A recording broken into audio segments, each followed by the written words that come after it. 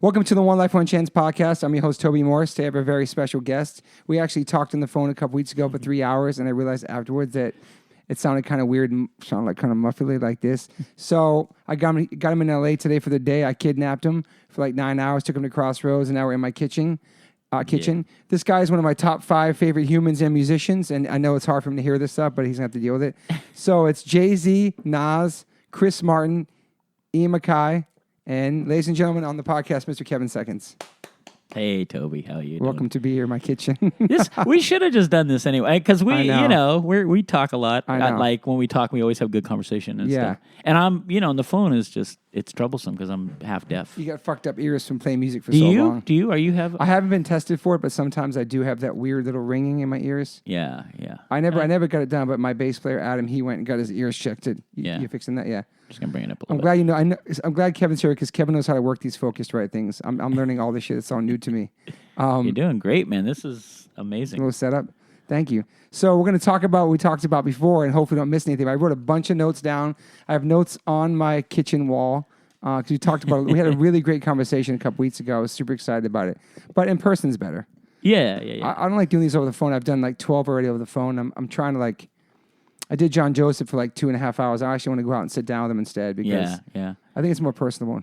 Yeah, and does he? Because he's pretty energetic when he talks, right? Yes. I would think on the phone that could be. Yeah. Shit. And it's hard because I don't have any friends who are mellow to get them on the phone. So we'll see what happens. All right. So before we get to everything, people know that 7 Seconds, one of my favorite bands of all times. I've been doing 7 Seconds tattoos. Biggest influence to me growing up. You guys are Minor Threat. But we're going to talk about Kevin before, the bands and all that stuff. And I'm trying to look at my notes. So I want to take it back to you were born in not Sacramento or Reno. Which one? I was born in Sacramento. Okay. Yeah. And high school and growing up. I know you have a sister and a brother. Yeah. How was school for you? I was okay in grade school, in elementary school. Yeah. And then junior high was just, it was awful. It was the first time I got bullied and just picked on by just big dorks. And I kind of just found a way to, the only way I could deal with it, because I wasn't a fighter. I was a real skinny, scrawny kid, so I wasn't like a fighter. And I didn't want to fight. I just want to be left alone. So I just kind of figured out a way to go into myself and just kind of daydream. And like I was saying earlier, I'd draw out. I just draw on my notebooks, but I just tuned out. I just didn't have there was no teachers that were inspiring. No teacher seemed to care. And I went to a junior high in a really little hick town called Folsom, which is a suburb of Sacramento. Very conservative and redneck, and it just was awful. You said Folsom? Yeah. Like Folsom Prison? Yeah. Wow. We lived a block away, 2 blocks away from the Folsom Prison. Holy shit. Yeah, so it was a city that was just built around the prison, the rodeo that they had there every year, and then this little historic district downtown, and there just wasn't anything to do. And I was raised by a hippie mom who kind of encouraged us to think outside the box and be, and so it was hard to do that in that town. So junior high kind of just derailed any love I might have had for getting an education. I was just like, who cares? I also started to get really into music. Yeah, how old were you when that happened? When I started to kind of pay attention to bands was I was probably 13. No, that's not true. Probably 11. And where I would start to notice, I know about records, and my mom would bring records home, and I just listened to them. And she liked rock and roll and old soul, like Motown stuff, and she liked everything. So I could just pull something out of a record collection and put it on, and sometimes it would be really weird, and sometimes it would just blow my mind. Like David Bowie, the first time I ever heard any of that kind of stuff was my mom's collection, and I just was like, wow, this is just. Is he even a human being? I thought he was like an alien. It was so bizarre to me. So that's kind of where school lost me. And then high school, I kind of floated through it for 3 years, and then I just said, what am I doing here? I already knew I wanted to be in a band. I didn't know how. And I just was like, all my friends who went to other schools or lived in somewhere, and so I just disengaged completely and dropped out when I was third year, Third year, so 11th grade, you dropped out? Grade, yeah. And what'd your mom think about that? She wasn't happy because she was, at some point, she taught in that same school district. And she always encouraged, our education and stuff. But she was also like not the best at being stern and saying, you're going to school and you're staying in school. She kind of did the hippie mom thing and said like, well, if that's what you think is right, that kind of thing. And of course I was like, okay, cool. Thanks, Mom, Yeah. And so she wasn't happy about it, but she sort of gave me, I had the option, and I think she always figured she told me this later on, she figured I'd always want to go and get my GED and maybe even try to do something in community college, which I have, so it's kind of funny how that worked out, but yeah. So out of school, so what did you do when you get out of school? Like you quit school in your 11th grade, like what happened then? I just, all my friends were just these stoner rocker cool dudes, like the tough guy. Like we always lived in shitty neighborhoods, and there was always like biker, local like toughs. Like Hell's Angels. It was very trashy and just poor, white trashy people, and you just kind of hung out with whoever was like a lot of the bikers in our neighborhood were the kind of the protectors of the neighborhood. Like they would watch out for everybody. Yeah. So, and we always knew, and they'd give us rides on their bikes. So they were just like, how can you not think that's cool? Right. At that time. Yeah. And so I kind of wanted whatever that was, but so I would fall into the patterns that they would do. I would try to drink, or I would try to get stoned because that's what they all did. Try to pick up on girls and just be a dick to them because that's what they did. I had no idea. I had no male figure. My dad was out of the picture completely, so I had nobody taking me aside and saying, "Yeah, that's not cool. That's not respect." And my mom would try, but she was working, and a lot of times I was the oldest, so I was watching my brother and sister. They get home from school, and I was like in charge until my mom got home. And I was wanting to be a kid and just fuck up, So it was very confusing, and I just tried to.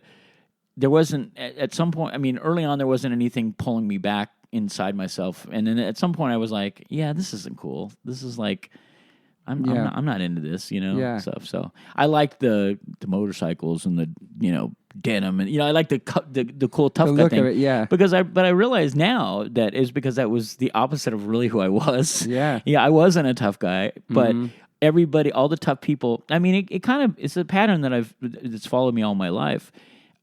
Some of my best friends are some of the toughest, meanest motherfuckers. Me too. You know that. Me too. And you can't not love them because you know they're decent and they're good and they have 100%. good hearts. And a lot of times they're the best dads that 100%. And a lot of them have just gotten their shit together and they're good human beings. And I think I always thought, I know you will be. I know you are a good human being. You've seen the good in people. Yeah. I think maybe it's similar probably to you where 100%. like they recognize the heart in you, and they know that you're not about that life, but that you're a good friend. Yeah. So I had that same exact thing, and to this day, some people guilty by association, man, had that. Absolutely, I totally understand that, and it's tough because I'm not a violent person. I don't react immediately to want to fight. It takes a lot to get me to do that. Yeah. So when I'm watching my friends, it hasn't happened in years, but when I would watch them quickly go into that, and they would almost convince me of the reason why violence was right. Like I'm like, oh, that kind of makes sense in a way, Yeah. But they were kind of like the protectors. They were the ones that were watching out for the little guys and little girls that didn't have that in them, And that's huge for me. I never have forgotten that, It's so crazy you say that because today I recorded something for the next chapter, which is NYHC family, and I moved to New York all by myself from Maryland, D.C. when I was 18 and moved. Long story short, I'd never been in a fight, never been arrested, not a tough guy, lover, not a fighter, hated fucking violence. But then I moved to New York by myself, and I was hanging out at CBGBs and met all these different walks of life. Yeah. All these heroes from different bands. Started hanging out with a group of people who fucking had my back. They would break my balls to the fullest and give me tough skin and pick on me. But the minute somebody did something, they rat pack them. And it was this whole mentality, like this family, brotherhood, have your back kind of thing. Yeah. And I wasn't a violent person either. And like, yeah. It's crazy, man. Well, and especially a part of this culture that we've grown up in, the hardcore punk rock culture, it's like violence is always within arm's length. Like you don't. It doesn't take much to be in. We're schism. Something is going down. Something bad. And I think that's one of the reasons that I kind of tried to go in the opposite direction because I thought, well, there's enough there's enough toughness. Like, that's covered. Yeah. You know? We got that. And like, I wasn't a wimp. You know, I never considered myself like a wimpy. I'm not a soft person. I just try to always yield to like, I was always like I was just thinking about this actually on the plane.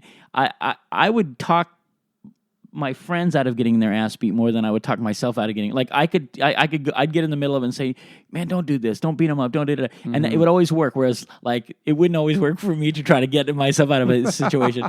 But you know, most of the time, like, even with it's funny with 7 Seconds, like, crazy boneheads would show up at our shows to start fights.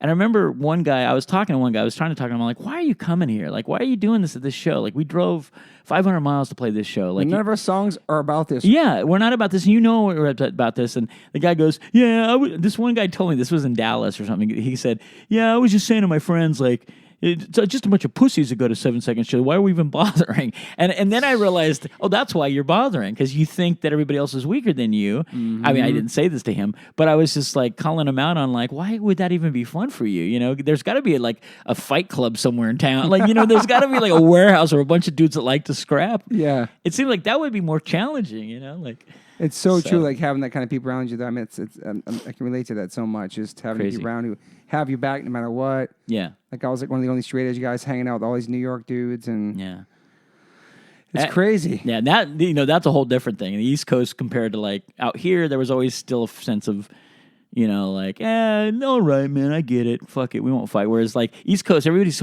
everything's intense. It is. Magnified. You know? And you're living different, especially in the city. And so you just, you know, but I don't know. It worked itself out. I'm still friends with a lot of, Me too. I mean, the ones that survived and didn't end up in prison and staying in prison, like, I still am in touch with a lot of them, and they'll tell me, they'll like, you know, you were a really great influence on me. Yeah, I didn't know, but they'll say like, you would make me actually think about shit. Like before I would consider before I'd go out and do some stupid stuff, and that means that almost means everything when you think about it. Yeah, because if you have some big fucking tough guy that's like somehow got something in your pleading, please just don't beat that kid's ass. This is like, you know, and I mean, you know, it just.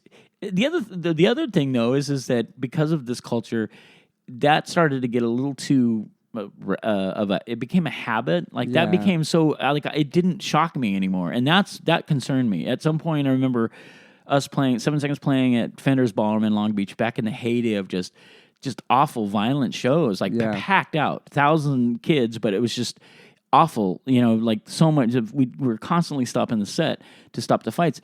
And I remember thinking how easy it was to just go, oh, yeah, it's just part of the thing. And I'm like, no, I don't want it to be a part of the, like, I don't want it to be a part of our thing. Like, if the other bands they're playing don't give a shit, that's up to them. But for us, it just meant it was just too much for us, you know? Yeah. And it really did make us consider not wanting to be a band. Like, there was a time in that middle part in the 80s, especially when we were doing different things musically, where we were just like, do we even want to be a part of this scene? It's like, we loved it so much. And we loved the kids that were coming to see us and the bands, but we hated that every time those kids were just prey to these fucking thugs, and we were too, you know. Yeah.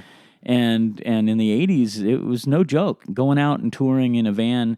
You know, it was already the elements were already against you in like some parts of the South because of the redneck racist shit. Yeah. But then with organized like fucking Nazi skinheads and all these groups, you didn't know what, and there was no getting on the cell phone, calling to help, calling friends. It was like, we're out here in this crazy new world that we have no idea what to expect, you know. And it was harrowing. It was just, you never knew where we got the balls to just keep doing it. I have no idea. Yeah, that's what freaks me out. It's like, why so many bands, like young kids that were just like, hey, I just want to skateboard, you know, kept going out and doing that shit. It's like, wow, it's true. You know, like. I don't know where we got, but we must have been really bored. So you're 11th grade. You're hanging out with these kind of people, kind of local toughs. You loving music. So then, when did you start playing music in your first band? I think you said a Rush cover band, maybe, right? Well, so I always wanted, once I got the bug that I wanted to play, because I was looking up to the bands of the 70s. You know, I loved the Stones and Led Zeppelin and all those bands, Black Sabbath, Deep Purple. But those bands were just those bands were just records in your collection and a poster on the wall. And if you were lucky, you could get a ticket for $7 and see them in some arena. $7. Yeah. That's crazy. And so, but you could never, even if I'd go to all those concerts, but it was so far away. And so there was no real connection. It was like, this is great, but if you're in a stadium and the band, I don't care who you are, you sound like shit. So it was never, like, I wanted to have more of an experience, but it was never that great. Yeah. And so I'd still go to concerts because I just wanted that excitement, but it wasn't cutting it. So then I started thinking, man, I want to do this. This is what I want to do. And I had no idea how do you meet other people to play. Yeah. I didn't know if I was good or not. I didn't play anything. I was just singing. And I didn't have a big high falsetto voice. I couldn't do the rock shit really. Yeah. Like I could do that more now if I tried than I could when I was a kid. But yeah, like it just was, there was something, but I was just bound and determined. And I started this, there was a local magazine in Sacramento called Rock and Roll News. And they had a musician's ad thing in the back. Yeah. And I just made up a little thing. I just said, lead singer looking for hard rock band, da da da da. And I lied and said I was 18. And so this band called me, and they had a singer, but it didn't work out. So they were like, well, we want to keep the band, but we just want a singer. So it was like guys that were already like 19, 20. Yeah. They were much older than me, and I lied. I was 14 when I tried out for them, and I said I was 18. Yeah. And there was a tape that I had. I don't think I have it anymore. It was like we recorded the first practice, and it was doing like Led Zeppelin songs and Rush. That's and, awesome. And I knew all those songs, but I couldn't really hit the high note, so I would do a real, it makes me cringe just thinking about it. This like shitty falsetto that was awful. And somehow I got the job. Somehow they're like, all right, man, you're our singer. I was like, all right. So we played a couple parties, like kegger parties and stuff. But they were called Bastille, Basteel, like because they were, yeah. It was awful. They were good, but I sucked. And then that's when my mom was like, we're not making it in Sacramento. There's no work down here, and we need to do something. And we had her best friend lived up in Reno, moved up to Reno, and got a big house, and said, look, you guys come up, live with us for as long as you need to until you get on your feet, and then, And at the time, Reno was there was tons of work. You could work, you know. So we went up there, and there was her best friend had a weird relationship going on with her guy that she was seeing or married to, and she said, "Oh, I'm sorry, you guys can't stay at my house right now. It can't happen." And we're like, "But we have like $100 to our name, and we don't have anywhere to go."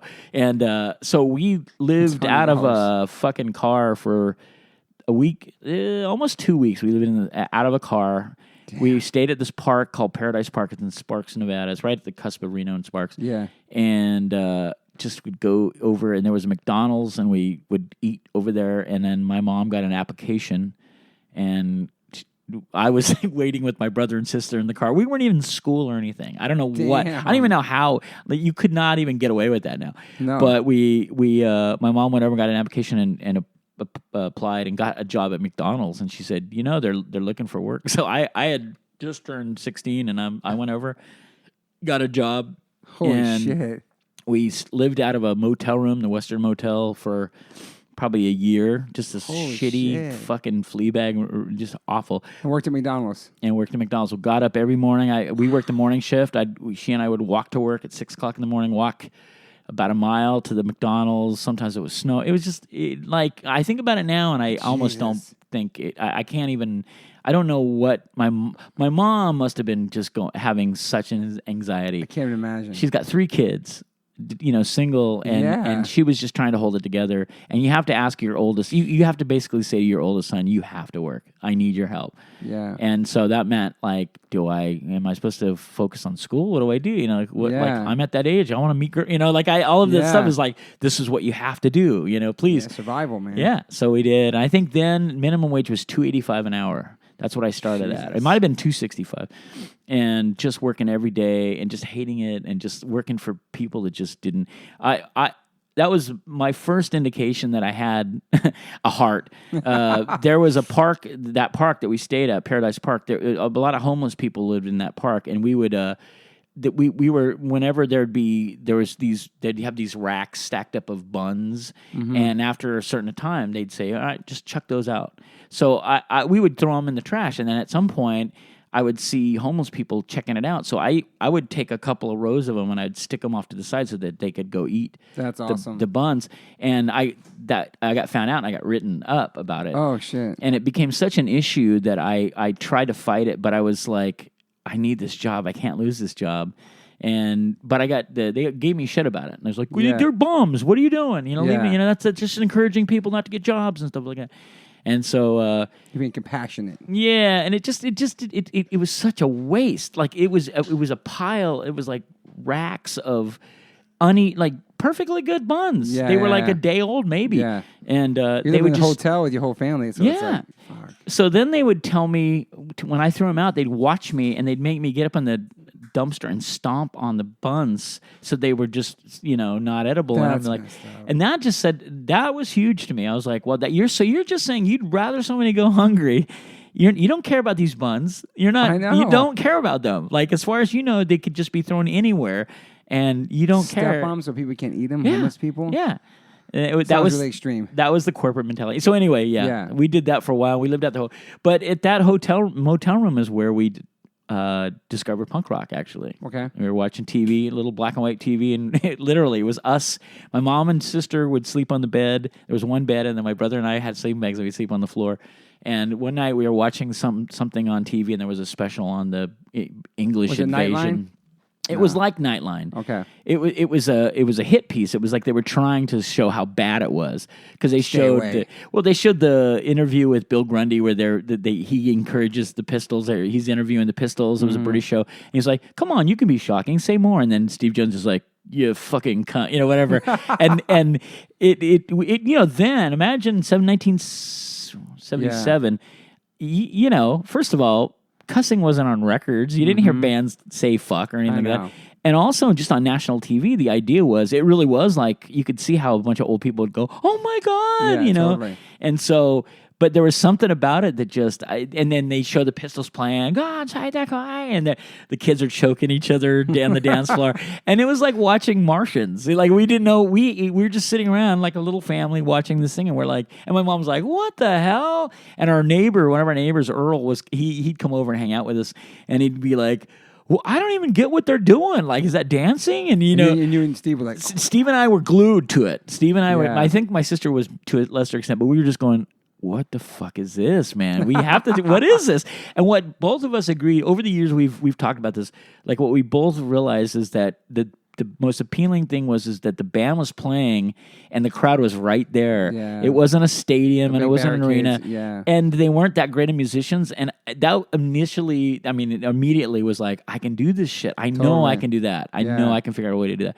And so that was, I didn't even know if I liked punk rock, the music itself, or anything about the bands, but I did everything I could. I was going down to the library and looking at old like Billboard magazines to see if there's anything. And because like rock magazines, like the big rock magazines, Rolling Stone was kind of doing some stuff. Yeah. Like Circus magazine would have every once in a while, they do something on like new wave, Yeah. But it was so mysterious and I couldn't find enough. I was just like on this quest to find more out. And and that's where it all started, right there, that little motel room, man. We were just like so bored, and we're just working. And I wasn't, I was working with girls, and I was just awkward. I mean, I was working on the grill, so I just had acne, all the grease. I just looked terrible. I was 16 and I just already just tore up, you know what I mean? Yeah. Like, and just unclean, I always had I'd wash my clothes and I'd still find little pockets of grease from working there. It was like, there's no way you could even try to think you could meet people to date, And so I just was like, I'll just work and I'll be part, I'm trying to help my mom out, and it's kind of grim for a while. So how long did you do that before you actually started playing punk music? The next year, 78, we started to be able to order at the back of like Rolling Stone and Cream and Cream magazine especially. There'd be these tiny little ads where you could buy bootleg tapes. and it would say Pistols, Ramones, and so I would just order. You send a dime, and then they'd send you this catalog, just Xerox, shitty little catalog, and it would say, I think it was like $5, and you could buy a cassette. Sex Pistols live at the 100 Club, in England, cool. or the Ramones live at CBGB's, and so we bought it all. I'd take my money, my paycheck, I give my mom most of it, and then I'd have a set aside, and I started buying cassettes.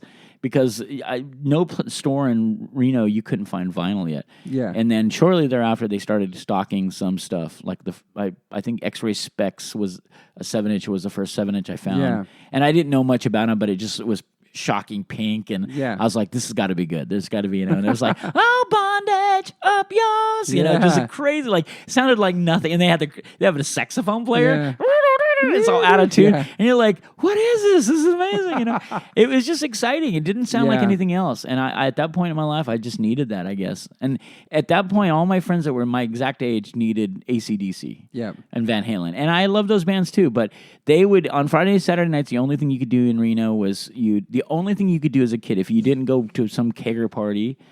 You just get in a car and cruise Main Street all night long and just stare at girls that you were never going to get to hang out with.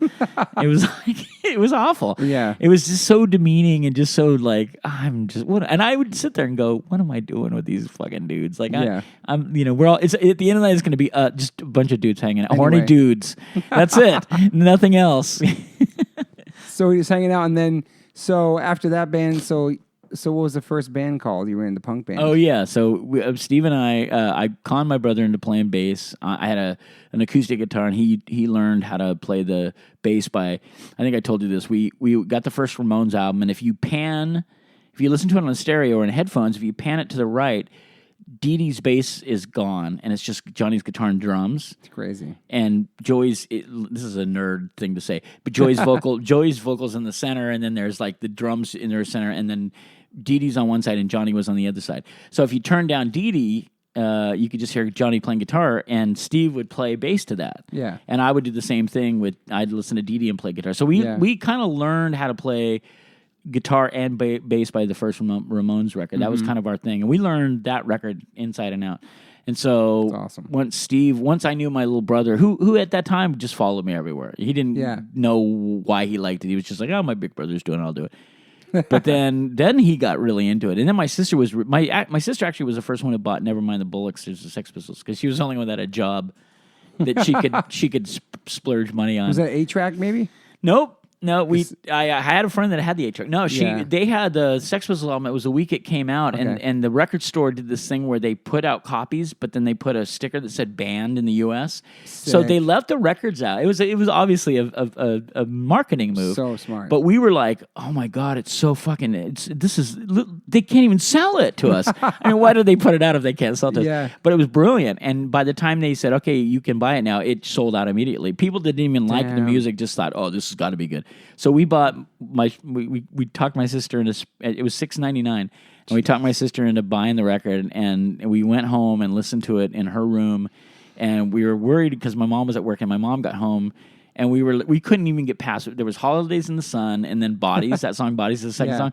We couldn't get past that because again, he's talking about like an abortion, fuck this, fuck that. What Led Zeppelin record or Boston or Kansas? You didn't hear any of that shit. So our minds are blown. And my mom came home and she's like, "What are you guys listening to?" We're like, "The Sex Pistols," and she's like, what is it? Like she didn't, and instead of the greatest thing, and I thanked her probably once a month for this. The greatest thing she ever did was she just turned around and laughed, and I'm like, all right, that's cool. That is awesome. Like she's not going, you're turn it off. Yeah. And I told her years later, I was like, you know what? You don't even know how influential that was for Steve and I, especially to like want to keep delving into this punk thing because it was like I knew you didn't like the music. She's a Beatles fan. You're not supposed to like it, right? But that's awesome. You didn't fucking shit on us about that, and that was cool. Huge, and so. And later on, my mom really started to like a lot of that music. She loves, even hardcore stuff. There's bands that she thought was, melodic, all the melodic. Melodic. Yeah, but that was. So Steve and I were like, we have to start a band. So we didn't know any drummers. We tried to get my sister to play drums. She's like, I'm not a drummer. So we were just like, all right, I'll write some songs. just shocking, stupid bullshit songs. Yeah. And then we came up with a name, and we thought it was brilliant. It was called the Misfits, and we thought, holy, are you fucking serious? yeah. And we thought, holy shit, we got it. And you know what it's from? There's a album from the Kinks called the Misfits. Oh shit, okay. Or Misfits, and that's where it came from. My mom had it in her collection, and we just thought it was like the most inventive, creative thing ever. And then we were heartbroken because not that long after there was a 7-inch, which was one of the early, which I wish I would have bought because it's probably worth $5,000 million. So much money. It said the Misfits, and I'm like, what? Are you kidding me? And so we bought it, and it was all, and then I'll never forget, we played it. It was one of the early Misfits records. I don't even remember the song. And my mom heard it, and she goes, "Is that Bob Seger?" Really? Because he's kind of croony. Yeah, his voice is very croony. And we're like, I guess now I can kind of go, I can interesting. yeah. And I'm like, no, Mom, this is the Misfits are from New York or New Jersey or somewhere. They stole our name. So we had to change our name and stuff. But yeah, we just kept at it and kept putting out little ads and just begging people, please, just we don't care what kind of drum. You don't even have to have a drum kit. Play on boxes. Just please play with us. And it was awful for like a year or two. Like it wasn't really until 79 where we met a guy that could play fast. We wanted to play fast. I don't know what. Yeah. Well, that band, the Dills from San Diego, L.A., San Francisco. Yeah, I remember that band. They were in this Cheech and Chong movie called Up in Smoke. Oh, yeah, did you ever see any of that? Yeah. It's just a snippet. Classic. Yeah, it's a battle of the bands they're playing, and they're doing a sound check even in the movie. And we saw that movie at the theater, drive-in theater, and because of that scene alone, I made my brother come with me. We snuck into the theater, I don't know how many more times to see that movie. And it was just for that. I would take I had a handheld recorder, and I would hold it up to the little fucking drive-in speaker just to record that little snippet. Super DIY. Like, wait the whole movie just to do that, just so we could go back and listen to it. And all it is them doing, there's a song called, the name of the song is called You're Not Blank. It was on their first 7-inch. And I was so blown away by that sound, and that they're playing. If you listen to the Dills now, they weren't that fast. It's like the Ramones. I remember thinking the Ramones were fast. But they're not, The DRI came or something, yeah. Yeah, right. Well, no, that was, exactly. Or the Group Sex album was like, right. Like we were already trying to play as fast as the Dills, and then we heard the Middle Class, out of vogue, out of vogue, and we hadn't even heard Bad Brains yet. Like that, had we heard the Bad Brains then, it would have been like, oh my God, we're never going to be able to play this fast. But yeah, it was just on this quest, and I remember thinking, I want to be the fastest punk band on the West Coast. That's all I cared about. Our first promotional flyer that I made for 7 Seconds, once we became 7 Seconds, was fastest band on the West Coast. Like we had no, but that was our goal, was to be fast, and it just was. It's weird because I've talked to so many people over the years, like Bob Mould, because when they first came out, Husker Du was like, indecipherable. And then, of course, Minor Threat. But everybody was just, somehow everybody sort of figured out, let's play faster than the Ramones and the Sex Pistols. And I always think that's kind of the American, that's where American hardcore, that's where it turned right there. That's where it became. Like, I agree. We didn't want to play this, like, because Sex Pistols were like rock and roll, really. Listen to it now, it is, yeah. Yeah, I mean, it's bar chords like rock and roll. So Steve Jones then, was just such a rock and roll guy. Yeah. And the Ramones didn't sound like anything. Like, that was just crazy. Like, Joey thought they were a pop band, Did like, you love the Ramones? Of course, yeah. So Saw the Ramones. melodies. They played in Reno. They opened for, remember Eddie Money? I got 2 tickets to Paradise. They opened for him in Reno. Random. And when I first saw the ad, I didn't believe it. I thought, this is a joke. There's no way the Ramones are playing in Reno and they're playing with Eddie Money. And so we got tickets, $4 tickets. And it was in this little livestock pavilion where they had rodeos. And it was like the first 30 people that were in line were all Ramones fans. And that was basically... The people that were in that line were the very start of whatever Reno punk rock scene started as. So they were the only freaks in Reno. Yeah. And we were right there. We were right in the front. And so we started talking like, are you here from the Ramones or Eddie Money? And they're like, Ramones. And then all the Eddie Money fans were these little girls because he was a huge pop guy at the time. Was. They were holding his album. Like they thought he was a heartthrob.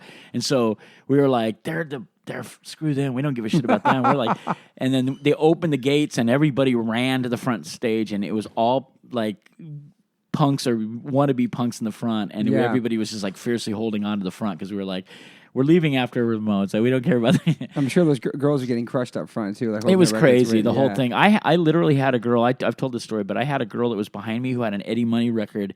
She was doing everything she could to get in front of me. She was flirting with me. She was like Damn. grabbing my butt and doing all this like flirty stuff. And, you know, I'm like, oh, she's cute, but I don't care. The Ramones are playing right now. You know, like I didn't even care. Like, and I remember I had an old Polaroid camera that I snuck, a Polaroid camera. That's insane. Old school Those are big. 70s, big. I somehow snuck had my pants and had a jacket on.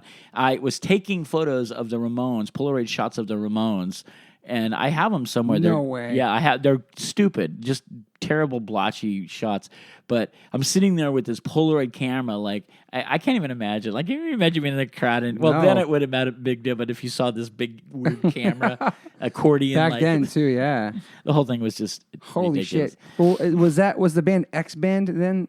X Band started just after that in '79, and we had a friend, Bob, who was just a local stoner guy that we knew. Local stoner. He was the only one that could play fast. Yeah. We'd have him. I wrote these songs super fast, and he could play them. And he didn't even like it at first. He was like, "Yeah, I'm a rock guy." But there was something about he liked playing with us, and so he liked the songs, and there was a lot of melody, like because we were also like into. I mean, we still listen to all of our rock stuff, but I like catchy choruses, you know. Yeah. And so I was always trying to write a catchy chorus, and then. Yeah, we just had like 20 songs, and we just started to play. We couldn't get gigs anywhere. We're too young to play clubs, and they wouldn't have booked us anyway. I think we played in our neighborhood. We lived in an apartment complex, and a friend of ours wanted to have a party, so he said, "Well, just play in my living room." So we'd play in his living room, in an apartment, like a little, like a cinder block, two bedroom apartment buildings. And I was on Patton Drive, and then we just, the neighborhood loved it because we were like the only... my mom's apartment was the most exciting apartment because we were just playing live. Whenever my mom would go to work, we'd just play, you know. And I mean, it was stupid, but that's where it all started. And X Band just kind of, the name came up because we just wanted something that sounded kind of like controversial. And I was the ask word you that. band, it was like, if you put band, it seems like, ooh. Well, the Sex Pistols album was banned. Yeah, so. yeah. I mean, we didn't really understand, like, it just seemed intense, you know. Like, so let's just use that. And we didn't really do much. That was kind of the seed of 7 Seconds. Like when 7 Seconds started, we were still playing songs I'd written for X Band, but our drummer Bob had just one night showed up and said, "Oh, by the way, I just joined the Navy. I'm leaving in a couple months." Oh shit! And he tried to get me to join with him. He had another mutual Join friend. the Navy? Yeah. Imagine. Yeah, Holy like shit. a buddy thing. He's like, "Hey, Jeff, our other friend had joined too," and he goes, "You should do it." And I'm like, come on, man, you know, like, come on, man. I'm just getting into music. I'm not gonna go, but were you always writing songs and writing stuff, poetry? trying or stuff? to, like, I was always writing words and books and shit like that In school but, and stuff too. Yeah. just trying to, you know. None of it was good, but those lyrics were all then it was always like it went from being like, let's just be shocking, like whatever Sid and Johnny would do, we'd just go, ooh, you know, whatever. And then the Dills and the Clash kind of politicized stuff. And so it made me start thinking about, like, the Dills' big thing was the Dills were openly communist. That they had hammer and sickle flags on their state, you know. And ironically, strangely enough, the New York Dolls went through a phase like that too, where when Malcolm McLaren started managing them, he did. way before the Pistols, he thought it would be way more shocking. You can't, you know, the Nazi thing, the swastika thing was shocking, but they'd already done that. People already. So let's dress them up like they're communists. Wow. And this is when we hated Russia, and, you know. So he thought it would be. I mean, Malcolm McLaren was always just like a shyster. He was always trying to come up with an angle, you know. But he put him out on the road in Texas. Did the same thing he did with the Sex Pistols with the New York Dolls in like '75, I think. And then sent him out in bars, redneck bars, and wearing makeup, dudes with, you know, heels and just, you know. But so we thought, wow, that's kind of cool. You know, that's a different angle. So I studied up, you know. I had a friend that was like a so-called communist, and he used to distribute Revolutionary Worker Party papers, and he'd always give me one, and I'd sit and try to read it and understand it, but I'm like, I don't get it. Like, what's the... But the Clash, Joe Sturm had a way of, like, talking about politics and making it human and not Or it wasn't preachy either. It was just in there. Yeah, it's just human. It was like, and it seemed really smart and, you know, very wise for young people, and I connected to that. I connected that more than Blitzkrieg Bop, or I loved this stuff. I loved music, all the music of the Pistols and the Ramones, but there's something missing a little bit. And the Clash just laid it all out. The Clash were like, and it's funny because the Clash, like I had friends that just dropped off. They were like, "Yeah, I don't like the Clash. They're too like they thought it was too wordy and too smart." And I was like, "No, that's why I like it." you know, like I feel like this kind of music the music is perfect. Now, if we could just have good lyrics, meaningful lyrics, and I think I needed that in my life. I needed this sense that the world wasn't. Because everything was really cynical. Everybody was like, we thought like Russia was going to bomb us off the face of the earth, and all the movies that were coming out were all just like Red Dawn. You remember those movies? Just like Rambo, like all of the movies that were coming out were just like, America's the best. Everybody else sucks, And I'm like, that can't be totally true. Like, like these countries have been around for so much longer than us. Like, I can relate to never mind the Bullock stuff either, and like all like anarchy and fuck your parents and all that stuff. Because I love my mom, right? She's taking care of us. I didn't hate my mom, but I feel like the hardcore came, and that was more like let's fix things, let's sing about things, make a difference. We kind of took it seemed like we took the message that was coming out of some of the bands and then just revved everything up a little bit. The Kennedys too, man. It was super political, man. Yeah, I mean and DOA. I mean DOA I still think DOA just get so little credit for what they really did to put hardcore on the map. Mm-hmm. They were the first band that said we're hardcore. I mean, straight up interviews. They had an album, Hardcore 81. That was their record. Right. And I remember they were coming up to play Reno a lot, and they'd say, they were like, we'd ask them, we'd say like, what's hardcore and what's hardcore, and they're like, it's like our brand of punk, and it turned out, I guess, that they had kind of talked with. There was a magazine that came out out of LA in like 81 called Damage. Okay. And right on the cover, it shows a kid, like an HB Huntington Beach kid back then, when the kids with the bandanas and the chains and everything. And he's just sitting in the gutter. And they were like, it said like America's punk, hardcore. Like they'd coined it. And I still have the cover. I tore it up and I put it on the wall. And that was like, we're going this way. Like DOA says they're hardcore. We worship DOA. And it was a little more North American. Like kids in the suburbs weren't going to understand the Dole in England or the Lower East Side. Like, the suburban kids in California or Reno, we didn't, that's not, I mean, we loved it, but we didn't totally relate to it. So this was like, and just talking with like, say, Steve Soto and the Adolescents, all of them were going through the same thing. They were like, we live out in the fucking suburbs. Like the beach is like 10 minutes away. Yeah. But we're still fucking fired up and angry. Some of these kids had money. Some of their parents had money. But they were frustrated and they weren't being heard, and they felt like we don't mean anything in society, And so this new music that I think really was very, I won't say American, because I think, DOA set it off. DOA and Black Flag, Dead Kennedys set it all off, and that was it for us. We were just like, all right, that's the direction we're going in. And luckily, or not, we were there in that little window of like at the beginning when nobody was really saying hardcore or calling it hardcore. We were going, I still have old flyers, 7 seconds, hardcore punk from Reno, and people are like, what's hardcore punk? It's just fast, and meaning. We have meaning. We're a message band, and that's interesting. Music and the message, yeah, exactly. I mean, it was just important to try and I didn't know what the message really was because I was still young, and we were just making shit up as we went along. Yeah, and I think in our, when we talked earlier, it was just like, my situation being a young man. In just living in these sort of, shitty apartments and growing up in this way that I felt pretty hopeless. Like I couldn't imagine a future. Like the idea of going to college and getting a degree and getting married. None of that was even, I'm like, who can think like that right now? Yeah. Like, first of all, I just want to make sure my mom is solid and you know what I mean? Like I don't want her to be, if I move out, I don't want her to be destitute and living, so there was a lot more going on, I think, and the music just happened to come along and kind of help things. So X-Band was playing around for a while, and did you guys play out of Reno or just? We didn't play anywhere. We played a couple parties, and that's it. And then our drummer went to the Navy, and at that point, I was just like, I wanted already to find a faster drummer, and Okay. and I didn't like the name anymore. And my brother was like, he'd just gotten so good on bass.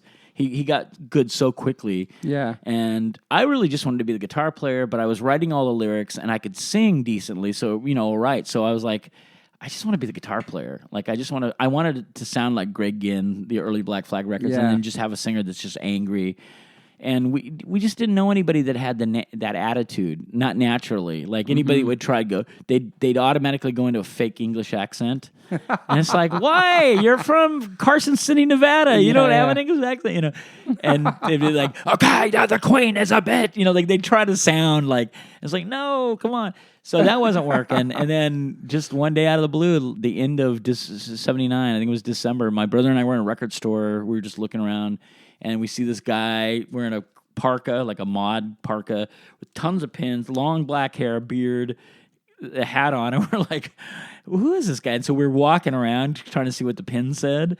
And we see a DOA pin, and we saw an Avengers pin. And I'm like, who the fuck? I'm saying to my brother, who is this guy? Like, you don't just see punks out and about. Like, so we were just like, fuck it. So I told my Steve was fearless. I'd always get him to do shit because I was like too chicken shit. I'd say, go up and ask him if he's a punk rocker.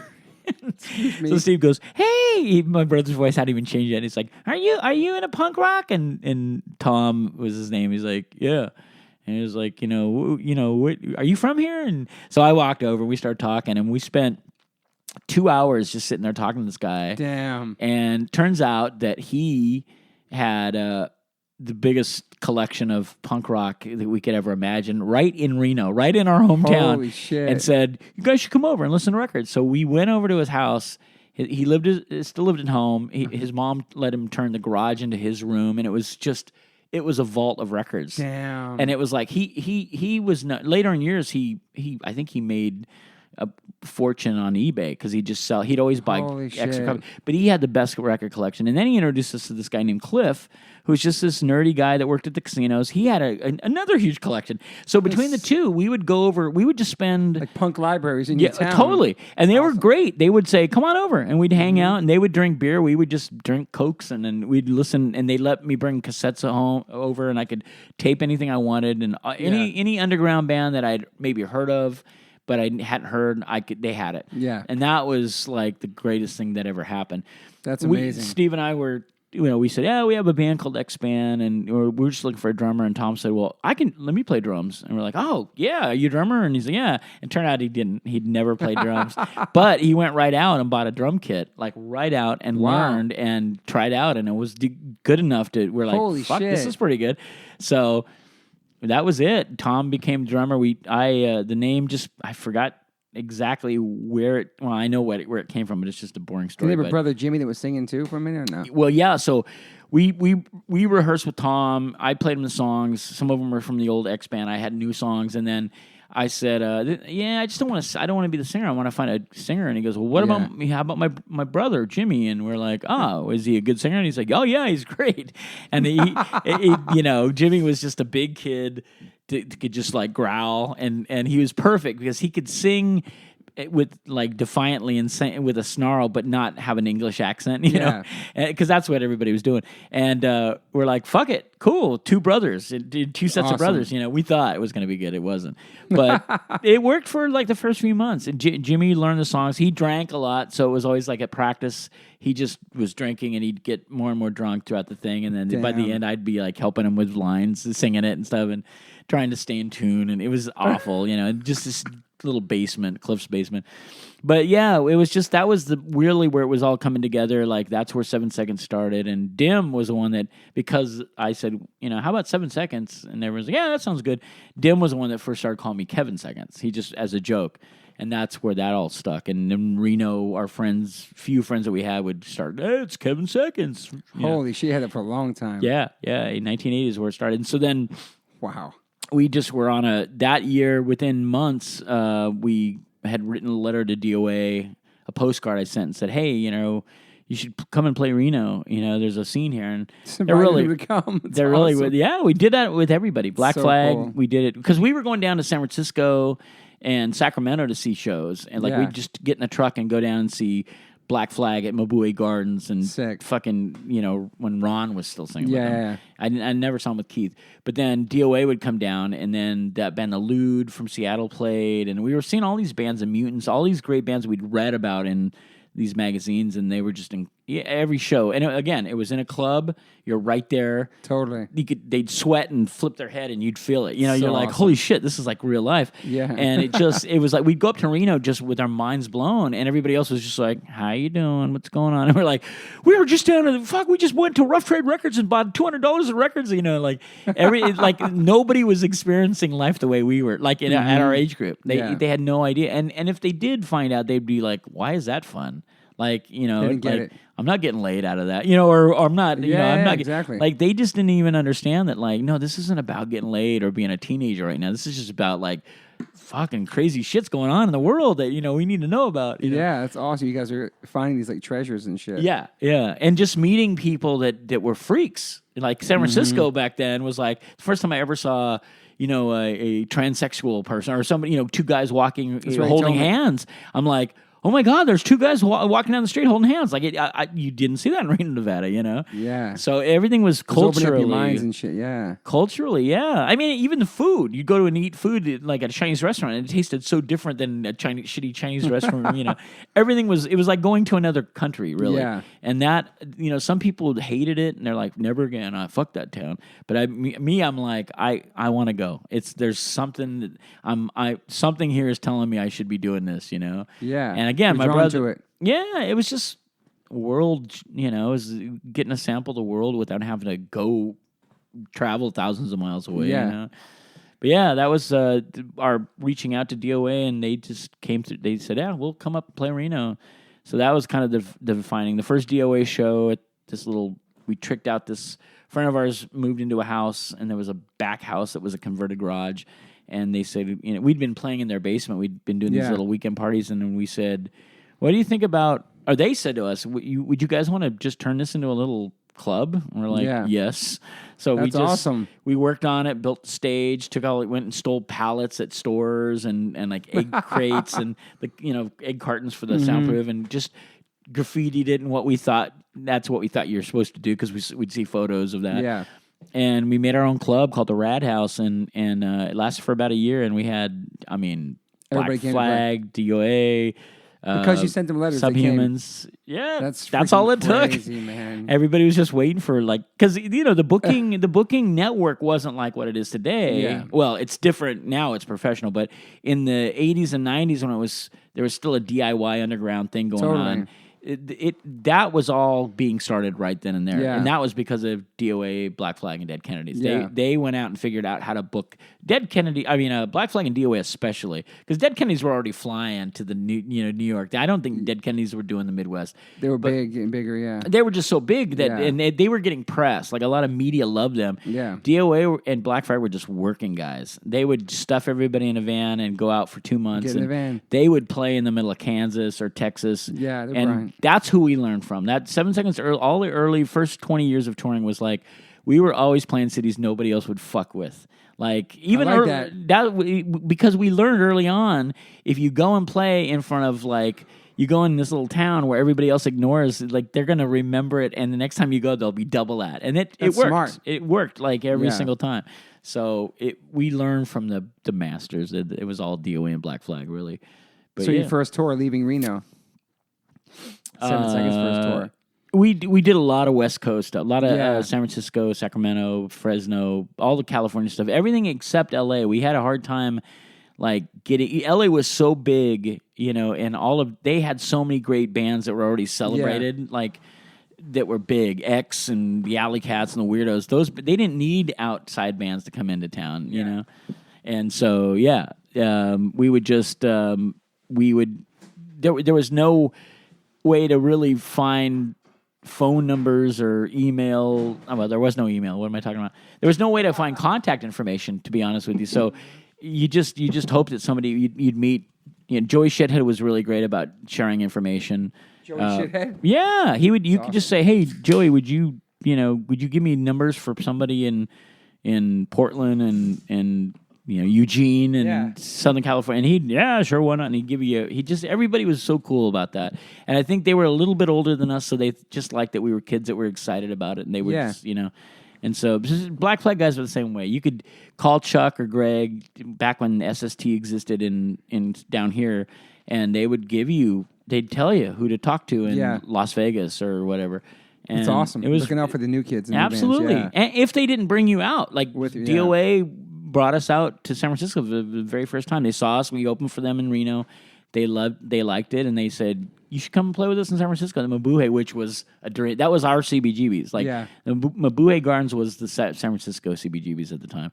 And it was just like, wow, you got to be kidding. We get to play in San Francisco on a weekend night with DOA. That's like, you couldn't ask for a better show. And that's cool because you invited them originally to where you guys were, too. Yep. So that's relationship began. Yeah. And they loved Reno. They were big drinking guys. They loved to gamble. And they were cute girls. And the scene was really a great little small, tiny scene, but it was very... very active, and I think they liked that we were just young kids that were like putting on shows at a fucking converted garage. That's what a lot of if you didn't live in New York or LA or San Francisco, that's what kids were doing. Yeah, that's what kids were doing in Omaha and fucking everywhere else. Yeah, and up in Canada, if you think about it, if you watched Another State of Mind, these kids were putting on. There was in Calgary, they had this hotel that they turned into this like venue, and they had a skate park. I mean, like that kind of shit. Kids early on were figuring out how to just do it yourself. I always had a crush on the girl in Another State of Mind. She was a little French girl with a shaved head. Yeah, talking like this. She was so cute in that movie. It was in Montreal or something. Was that the one where she's? I get kicked in the pit. I get like that. You know what I'm talking about? And sometimes they suck their cocks and. She was like that was her. Yeah. She was like a little street girl, and like she did tricks. Like there was a real sad story. And she was so cute. Though, I know. Man. I wonder who saved her. I know. I remember seeing that. I know, adorable. And that was. I don't even know if they intentionally tried to show. Well, they probably did, but it showed so much of how tour life was then. Yeah, dude. It was like pushing a fucking van that into crazy the weird city. Van bus that Social Distortion have. Oh my god. So what year did that come out? Another State of Mind? Because that was a game changer. That was 82. That would have been 82. And to this day, we were on the touring map. Bands were like calling me to do shows. I rented an industrial warehouse. It was about it was like 18 by something. It was like, it had a high door. You roll up the door, and we built a stage, and we called it, well, we had a couple of them, but the place I had was called the Crib. And it was just I mean, everything was wrong. We weren't supposed to do any of what we did in there. I lied and said, I print T-shirts. I did, but I didn't do, But we built a stage, graffitied the walls, just always kept the door shut. Like I said, don't ever open the door when there's other tenants adults there. Yeah, like we have to keep this hidden. And then we early on, we learned how to patrol and secure ourselves so that, we'd have somebody that would, like every 10 minutes would walk up to the front of the parking lot and just double check to make sure nobody was in the building, because I was booking shows. I mean, bands were calling me at that point, all the major, Scream from DC, Detroit's, and cool. Like all of those bands were calling me. Stretch Marks from Canada, Personality Crisis, like all of these bands were all of a sudden we were on the map. Awesome. And so it was like, all right, that meant everything to me. What did you have at that? What release did you have at that time? 7 Seconds had, I think Skins, Brains, and Guts came out in 82. Okay. So that was the first record. So but we had 2 cassettes that it was crazy. We put out these two cassettes in 80 and 81, just homemade cassettes, just filled with songs, and we gave them out. Jello Biafra was one person. Jello alone was who opened the door up between us and Henry and Ian. Because Henry, the first letter I got from Henry was, Henry wrote... with a letter just said, hey, Biafra turned me on to you guys. Here's my band's State of Alert. Here's a 7-inch. Sick. And, blah, blah, blah. This is before he joined Black Flag, right before he joined Black Flag. And then not soon after, Ian Mackay, I have these letters somewhere. Ian wrote and said, hey, I'm Ian. Henry turned me on to, he said, Biafra turned me on and said, you guys are a great band. And we've been, I got a new band. I was in a band called TNLs. I got a new band called Minor Threat. A new band. Like Minor Threat. Just a little new band that just started. And, here's a demo. It sent me, and so for once that started, and we heard them, we were like, holy shit, we're kind of trying to do exactly what they're doing out there. Like whatever was going on DC and Boston to a certain Yeah. extent. Like there was something intense about the East Coast that we related to far more than like it was intense out here, Yeah. but it was still that suburban. You can't be too intense when the beach is right. You know what I mean? Like I Yeah. always thought. And we lived inland. Like we didn't live near. We were covered in mountains. Like we didn't have the. It was beautiful, but we didn't have buildings and- yeah, it was. I mean, it was there's a. It was grimy, too, in grimy, some but way. Yeah. it's casino grime. It's not Yeah. like street, rats. Yeah. But yeah, like they that another state of mind tour was coming through, and I booked that whole tour in Reno at the Crib, Social Distortion. You booked that tour that came through another state of And mind? we lost it the week of. Oh, the shit. guy found out we were doing it, and I had to call Sean Stern and say I can't move it anywhere. There's no place, and we would have been in the film. We would have been. That film is so amazing. I know, it's I great. remember seeing it on Nightline, and then like when it came out on VHS, we recorded it and stuff, keep watching it over and over again. Yeah. I was so intrigued by all of it, man. It was just like It's just mine. And Suburbia too. yeah, I'd say Suburbia was so. I had a tough time with Suburbia because I thought it was like. I thought the director was making fun of punks and I know that they were capturing all the exploitative stuff that I hated about Yeah. punk rock, and so I get it, but I think I was just a little old. Like I was a little older too, and by then I was just like, don't try to make us all look like a bunch of clowns, And Yeah, you would do, like I took defending- it personally. defending Like us, I took it really personally. Like I hated when the media got a hold of punk and like Saturday Night Live would do punks like, hey, they'd have a safety pin and it was like it was That's true. all of the stereotype of and that was Sex Pistols punk. Yeah, I know what of you're saying. course, and Yeah. that went. That's what the media knew. Yeah, the media that's all didn't they know knew. shit about. The media didn't talk about. The Clash weren't exciting enough to talk about. They were kind of a working class. Like they were just a dudes. They it took a while.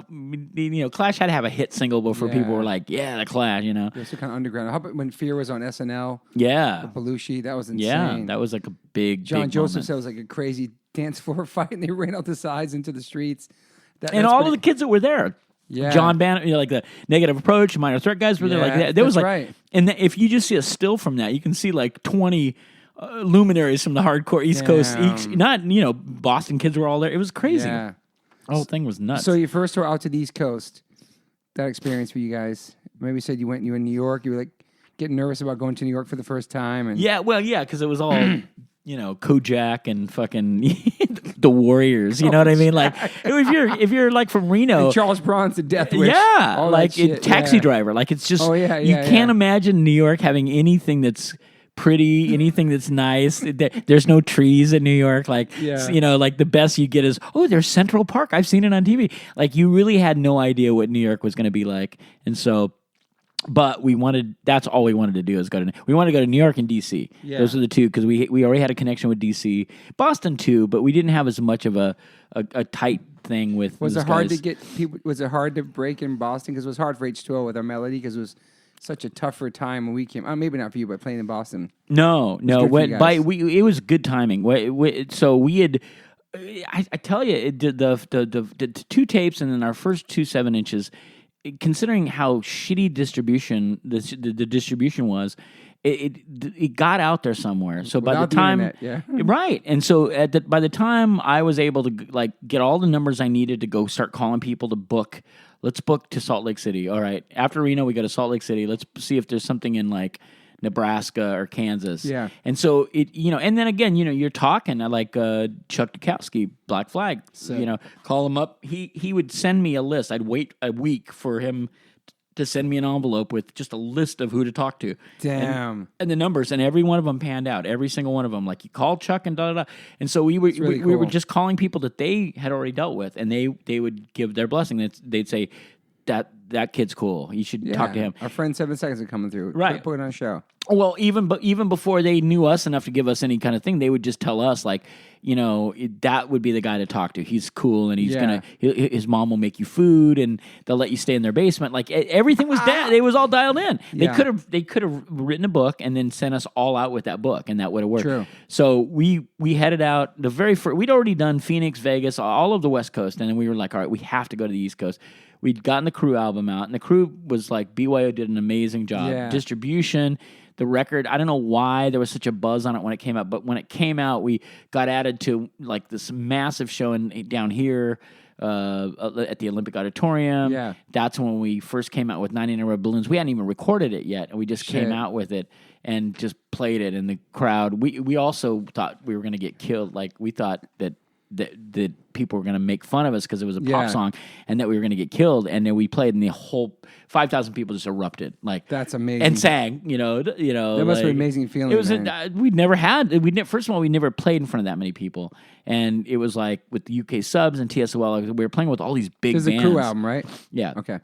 And so, no. It was, I'm sorry, it was pre-Crew because the cover of the Crew album was taken that night from my then girlfriend Michelle. She took it. It was just a black and white photo, and loved it so much. I'm like, we have to use that for something. And so when so that was 83. That was Committed for Life was out. That's So not only did we we were way before the album came out. So you were building a buzz. We were playing at Cathay de Grand, the Vex, and down deep into just gang. Back then venues were. You just played wherever you could play. Totally. Jackie Robinson YMCA in San Diego was just in this horrible neighborhood.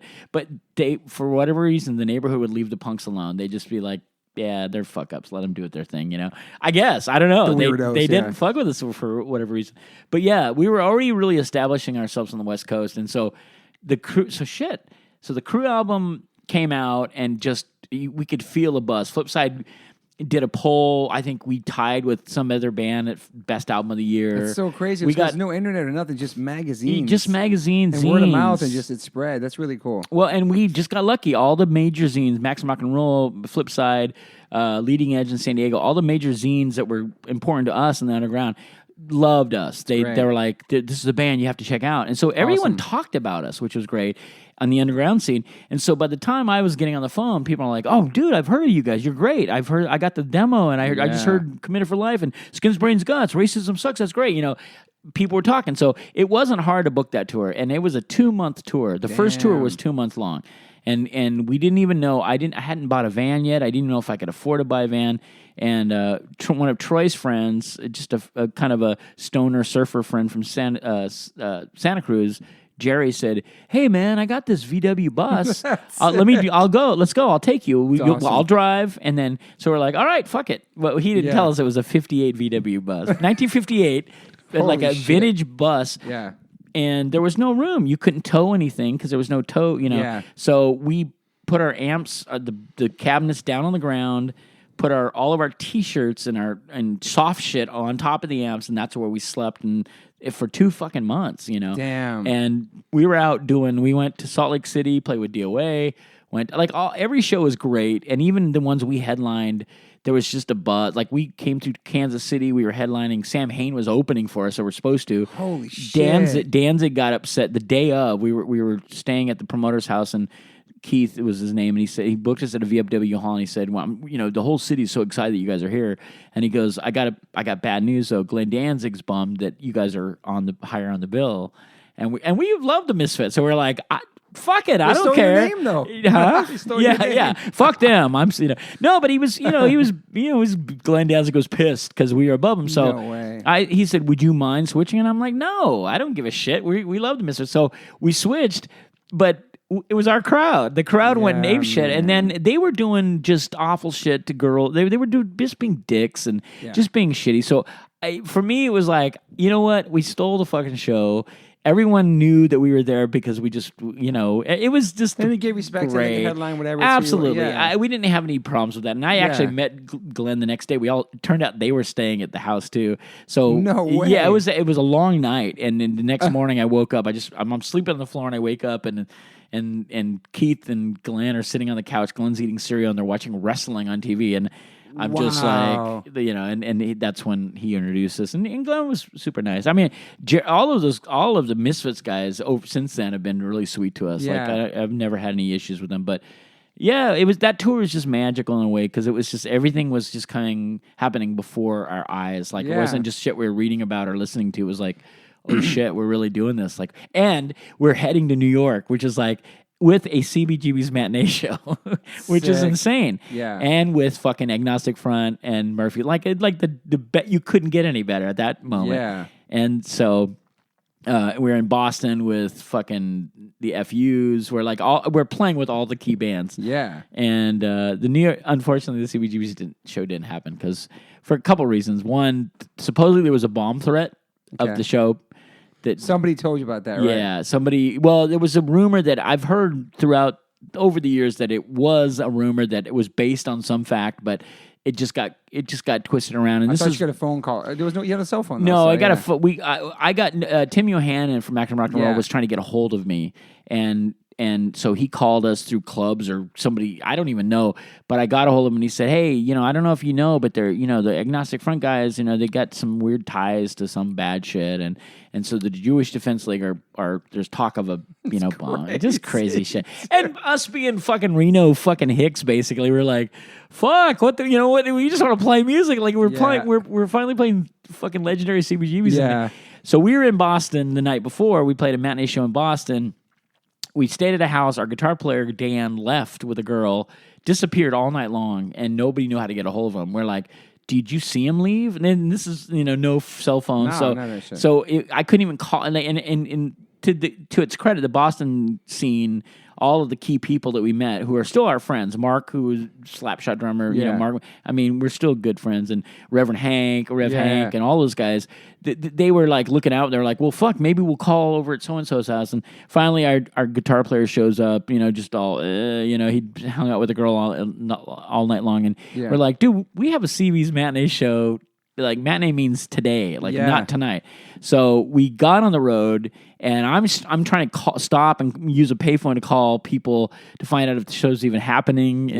And somebody said, as far as I know, it's off. So we're like, well, fuck, what do we do? So we just kept driving. We tried to call CBGBs. There's no hello, CBGB. There's nobody's there. So we're just like, this is awful. And the van, something happened with the van. Anyway, we ended up being late. And the show, we got to New York. I don't remember exactly because I have photos of us. I have to talk to Steve. My brother would know this. My brother's memory is insane. But we got there and we took photos of ourselves standing in front of CBGB's, but there was no show. Mm-hmm. And it couldn't have been, it was, I don't know what happened at that point, but we missed the show. We didn't play. I think the show happened as far as I know. Yeah. The flyer is legendary. Like to this day, I've had people go, I saw you guys when you played with Agnostic Front. And it was like, we didn't play that. No, we didn't play that show. Sorry. So did you get to meet those guys then at all? Agnostic Front, nothing. Nobody was around. No, but he was around. It was just a very set. Whoa, that just went up really. Fixing that, yeah. Okay. It was a very lonely, sad, scary Lower East Side night. We were just like, what now? We're here in New York. We don't have any. I think we ended up going to, we had friends in Jersey that we stayed with. I think that night that had said, come over and stay. You don't want to stay in the city and that kind of thing. So. And then DC was after that, right? Yeah, DC. We played the Wilson Center with fucking Black Flag and Artificial Peace. I don't remember, but it was a big show, Wilson. And I'll always remember just pulling up, and then this Ryder truck pulls up and parks in front of us, and then the driver gets out and opens the fucking the back door, and all of these dudes just stream out. Damn. Black Flag. It was all of them. The band, Saccharin, like all the bands that were touring with them. Trust. That's how they toured. They would just cram everybody into a van or a truck, and then they would all use the same equipment. Yeah. Greg Ginn built a lot of it, the stuff, Yeah. And they were just a machine, and they piled in. And Henry, by that point, Henry was in the band. And we met like Lefty, the Nazi skinhead, the black skinhead that night. We met her. She used to write me all the time because she used to do comics for I had a zine, and she used to draw. I didn't know Lefty was even a woman. Lefty would draw these fucking comics, and then I'd print them on my zine. It was always like skinheads walking down the street, and then she goes, "Hey, I'm Lefty," and she had a big cigar in her mouth. I'm like, "What? But you're black and you're a woman." I was like, what the fuck? I remember her. She was scary, man. Fucking huge, yeah. She was really scary back then. Yeah. There were some characters out there. Oh, yeah. Real people, man. Like really, truly crazy, just characters that you couldn't write, I just remember one time we did play CBs and we were just all hanging out outside Sunday matinee, and just all the kids sitting on, like all these kids across the street and on that little island just everywhere. And it just dawned on me. I'm like, this is just like, this is one place, this is one part of the earth where like punks have just taken over. Like if anyone came along right now and tried to fuck with this, they'd be dead. Like there's no, you couldn't it was something really cool about the whole thing. Was that your guys' first times meeting Ian too? Then in real life? No. Well, let's see. No, because mine are started to come out twice to the West Coast, and I booked them twice in Reno. And they play Reno. That's crazy. Yeah, they wanted to play Reno. They heard good things, and the first time we booked them in a backyard, my friend Janelle's backyard, like this suburban cute house with a big backyard. And I tried to rent a hall. I tried to rent halls, I couldn't. And then I was telling Ian, I'm like, look, at this point, all the warehouse options that I used to have, I don't have anymore. And he goes, well, just find something. So we were like, all right. So we booked them in this backyard, sunny day. It was outside. It was a beautiful day. And just 7 Seconds and Minor Threat. I think it was another local band, Expelled, I think, played. And there's photos, not a lot, but there's some black and white photos that are great. They're just like me and Steve just like singing like with them and stuff. And then the next time around, they came and played this. I booked them in this place called the Space Theater, and it was actually they did plays, but the guy loved punk rock, and he's like, if you want to, I booked MDC and a few other bands there, but. Yeah, we were lucky, and then Minor Threat always hooked us up with shows in Sacramento and the Bay Area, and they were kind of like our, we were different, but they were like our, we got along really well, all of us, and Ian and I love Ian. He's one of the best human beings on the planet. And, yes, I agree. People always say, yeah, but he was kind of a dick to me, and I'm like, I'm sure he had a reason. I'm sure you stared at him and acted like a weirdo. Or, Ian's not an unreasonable person. He's a pretty straightforward guy. I think, but yeah. And then Rock Together. How soon after that come out? That was the next year. When we were on the 84 tour, we recorded with Ian at Inner Ear. That's right. And that we recorded just the songs with the sole intention of making an EP. Yeah, we were so into the idea of doing an EP. Like even the crew, we wanted our first record on BYO to be an EP, and they're like, "You got to do an album." But I wanted. We had 9 songs that were just brilliant. They're great. They sounded great, and it was Ian. Did a great job, and Don Zientaro. Everything was perfect. And then the whole thing of changing it into an album with live tracks was really just. It was supposed to only happen in Europe as a sort of an introduction to us, so that we were going to try to go over there way earlier than we did. And they just wanted to have like studio stuff and then live stuff. Yeah, they weren't good live. They weren't great live tracks, and it was never. And they changed the cover, And to this day, that's the only real beef I've ever had with BYO is that they kind of did that without like us asking us, know.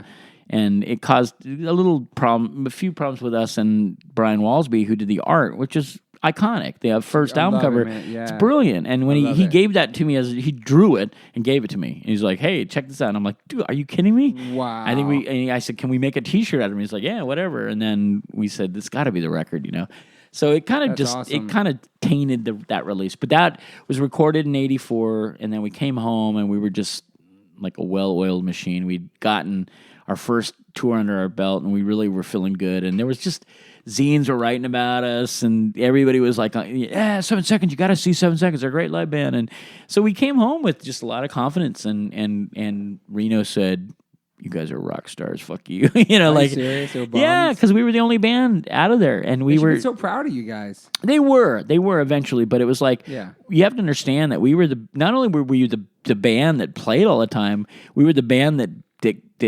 actively said, "This is our scene. This is our community." Like we were trying to make a scene. Skino. Yeah, we were making something, and you put it on the map, man. Well, there was nothing going on, and so we in order to not, kill ourselves or whatever, we were just like, we have to do something. We're stuck in the city, so And luckily, there was another few kids that felt the same way, and we just bonded together and made this little fun scene, and bands. They loved it, so it helped out a lot, and it helped that we were really serious and took ourselves seriously and and just wanted to be a good band. We didn't want to just sound like a shitty punk band. We were like, let's try to make this good, so that whatever, whether you liked it or not, we worked our asses off on it. And just, there's always a little local jealousy. Like we went out and people, we weren't Reno's band anymore. We were all of a sudden like people were going, you got to check this band out. And I think whole U.S. everywhere. Yeah. And even back then, even though it took us forever to get to Europe, like kids were writing, we were getting letters from Australia and Japan and like, just to the point where I couldn't even keep up. I was the only one answering letters, and I couldn't do it. I was just like, I just don't know. I can't sit down and right. I couldn't even afford the postage. You know what I Yeah. mean? Like I'm still working and trying to have make money and stuff. Were you and, working in between those tours? Yeah, pretty much. I mean, Yeah. I was always like odd, weird jobs. I was a valet parking attendant, and I did, I worked at. I worked everywhere in Reno, like every casino. Steve, the minute he turned 16, he was legal to.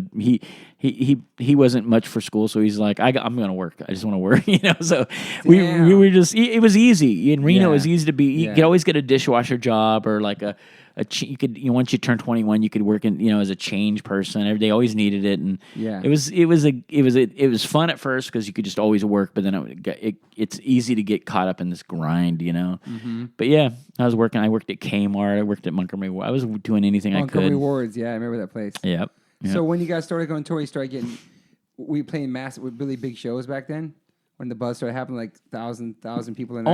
Only in L.A. really. Like L.A. just golden. We were on Golden Voice's radar. Golden Voice, yeah. They loved us, and once they realized that we were a headliner, they would just book us probably one. I mean, I'm not even kidding. It felt like we played once a month, headlining at Fender's Ballroom, which is a big place. Yeah. And if you look at any old Fender's Ballroom flyers, it wasn't like, there's, just one band that I know. Look, I know those guys, and there's a bunch of. It was like, okay, look, it's 7 Seconds, Adolescence, DRI, Youth of the Day. Like, it was, every show was stockpiled, and it was $7, So every show was just heavyweights, and they just got better and better, but they also got just scarier and like more violent, and that was at the height of all the crazy gang shit going on in LA. Not just the real street gangs, but the punk rock gangs. Yeah.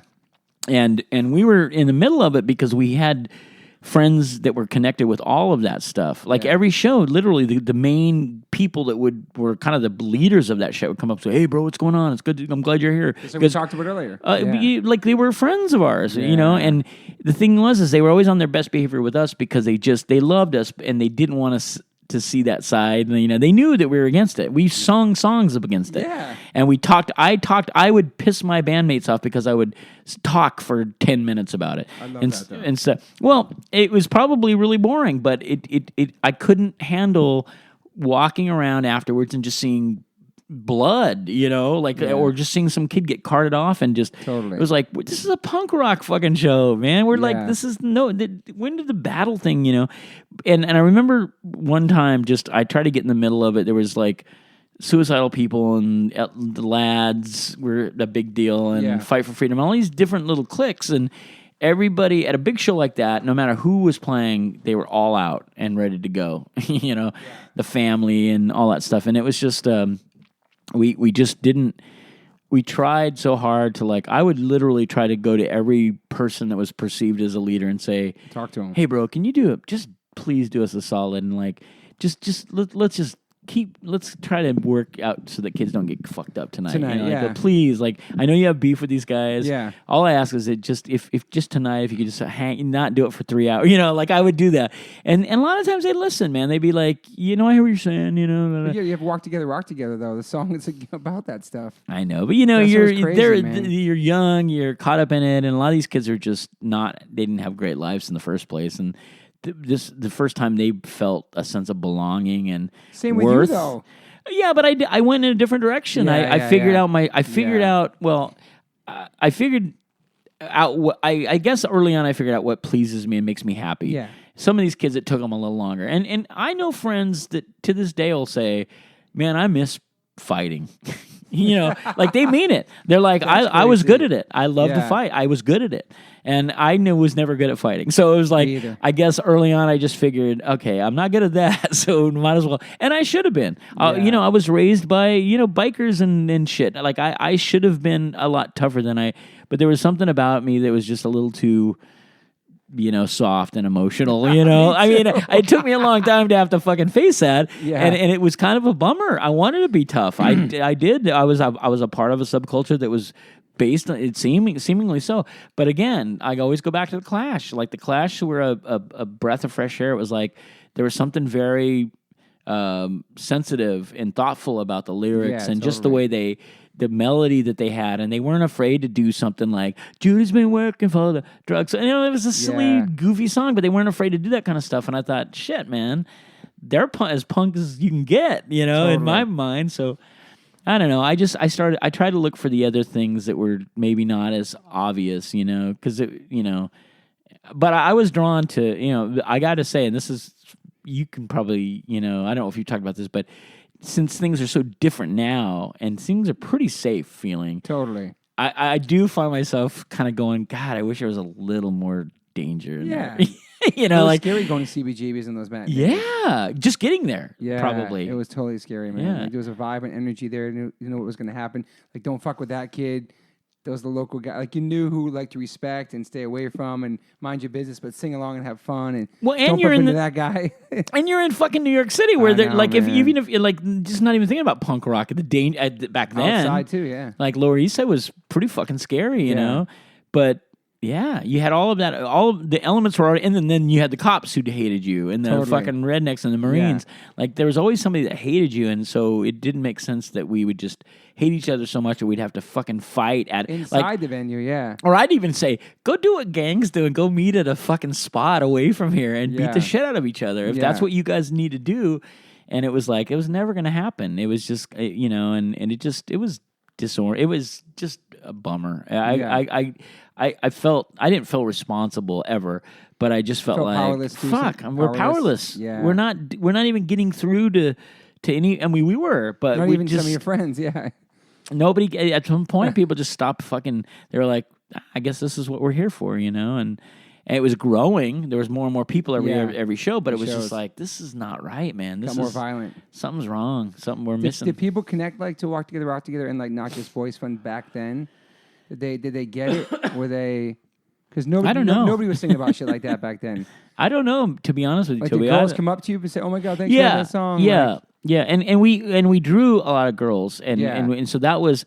I think that's how I think girls hopefully felt safe at a 7-second show. Yeah. And knew that we encouraged them to get right up in the front, and would always, if I saw a girl singing down, I would always say, come on, get up here, don't, like, it's not just us and dudes, And you're holding your boyfriend's jacket and shit. Yeah, because that's what I think we talked about this earlier, that we came from a little scene where predominantly the earliest supporters of 7 seconds in punk rock were all girls. Yeah. They were, it was our first show was a week ago, 39 years ago. Holy shit. Yesterday, March 9th, we played our second show at the same exact place a week later with the Zeros who were amazing. How many years ago was that? 39. Holy shit. Yeah. So the March 2nd, 1980 was our first show, and predominantly it was just it was girls that we'd met from going to the Rocky Horror Picture Show, because then that was the hotbed of, if you were a freak in the eyes, that's where you went. Even if you didn't like the movie or you didn't like the music, you just went there because it was like you were hanging out with a bunch of other crazy people, and everybody was kind of cool and friendly. Like nobody was like standoffish. And I went. My brother and I went because there was always cute girls that would show up, and we weren't hanging out with so. Everything about it was just fun and exciting, and just kind of an escape from just living in Reno at the time.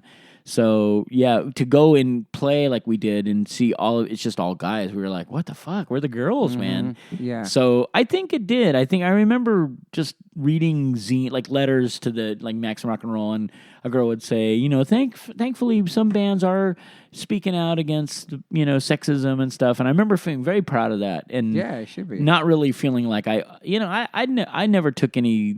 I don't take credit for that kind of stuff, because I think it all comes from just being raised by, a single mom and stuff.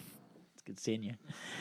Just being raised by a single mom who just, despite whatever flaws, she was strong and instilled something in us that said hating people for color of your skin or what sex you are or sexual preference, is not good. It's not going to work in my household. That's the same thing my mom said on my podcast, that all I wanted was my 3 boys to be kind and not see color. And she did a good job. And she did that for us, because she was raising 3 boys. She said she was raised in a really racist, violent environment from her dad. So she didn't want that for her kids.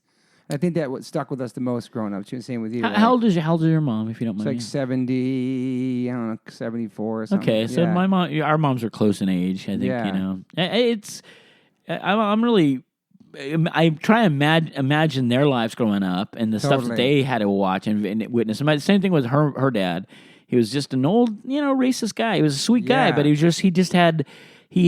just learned to be like, oh, this is the way we talk, Mm-hmm. and that my mom, one particular is after Martin Luther King was assassinated, and my mom was destroyed, just devastated and inconsolable. She couldn't handle it, and I didn't even understand what was going on. I thought it was a doctor. I was like, a doctor? What happened? Yeah. I didn't know. I didn't understand the significance, She was super bummed. this was, she was liberal, very, she was college educated and just, was still idealistic even after, becoming a mom and married and stuff. And my grandfather just made some awful derogatory comment. We were all sitting, we went to their house for dinner, and he said something at the dinner table that was just awful. And my mom said, screw this, we're leaving, and didn't talk to her dad for years. Damn, that's because powerful. of that. And I didn't even, for me, it was like, well, grandma and grandpa have the horses, and we're not going to go there anymore, Yeah. But later on, I really started to understand, and even more so, her own brother, her older brother, was gay, openly gay, Oh, shit. and their dad disowned him and said awful things, and really Damn. put his own son through the ringer. Like, really just didn't. My grandfather had a change of heart before he died, and that was kind of interesting. But my uncle Bud was like, he and his partner Tony would come to our house for Christmas and bring us toys, and we loved both of them. And it was like Uncle Bud and Uncle Tony. I had no idea, and I would have had to learn how to not like that. You know what I mean? Like, I would have had to learn why that's the wrong thing. And Totally. And there was something about having a mom that just said, she never forgave her own father because of the way he treated his son. Yeah. And when I was old enough to understand, she explained that. And this is long before, we didn't talk about this kind of stuff, and there was no LGBT, nobody talked about any of this stuff. And it was huge. Like, it helped groom me for the idea that, like, there's really no reason that I need to feel threatened or weird about this shit. And you saw the guys walking down the street holding hands. You're like, oh, shit. Yeah, That was just culture shock. That's totally. Living in Sacramento, Reno, and not ever seeing that. And I wasn't bummed. I wasn't upset. I was just like, holy shit, we're in a real city. I was excited. I was like, this is like people are just doing their thing. Yeah. Like, my heart's always been that way. I mean, like, I just want to live in a place where, as long as you're not hurting anybody, and you're not like you're not getting in my space to do your thing. Yeah. What do I give a shit for? I've had this conversation. I was hanging out with a group of friends. This wasn't even that long ago.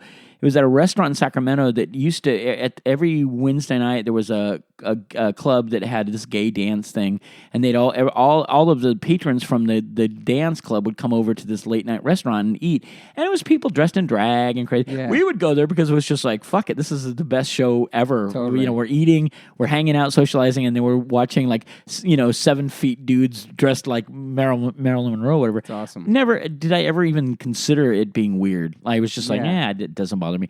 And I remember going eating, and a friend got up to use the restroom and came back, and he's like, God, that's fucking disgusting. And I'm like, what? And he's like, there's 2 guys in the bathroom kissing. And I was like, are you really fucking bummed out? Like, did they try to kiss you? And he's like, no, man, it's just, I'm not homophobic, but, just kiss at home. And I'm like, well, what about if you're with your girlfriend or your wife? Totally. If you had somebody tell you can't kiss them, wouldn't that piss you off? Totally. You'd fight them. You'd go and fight them.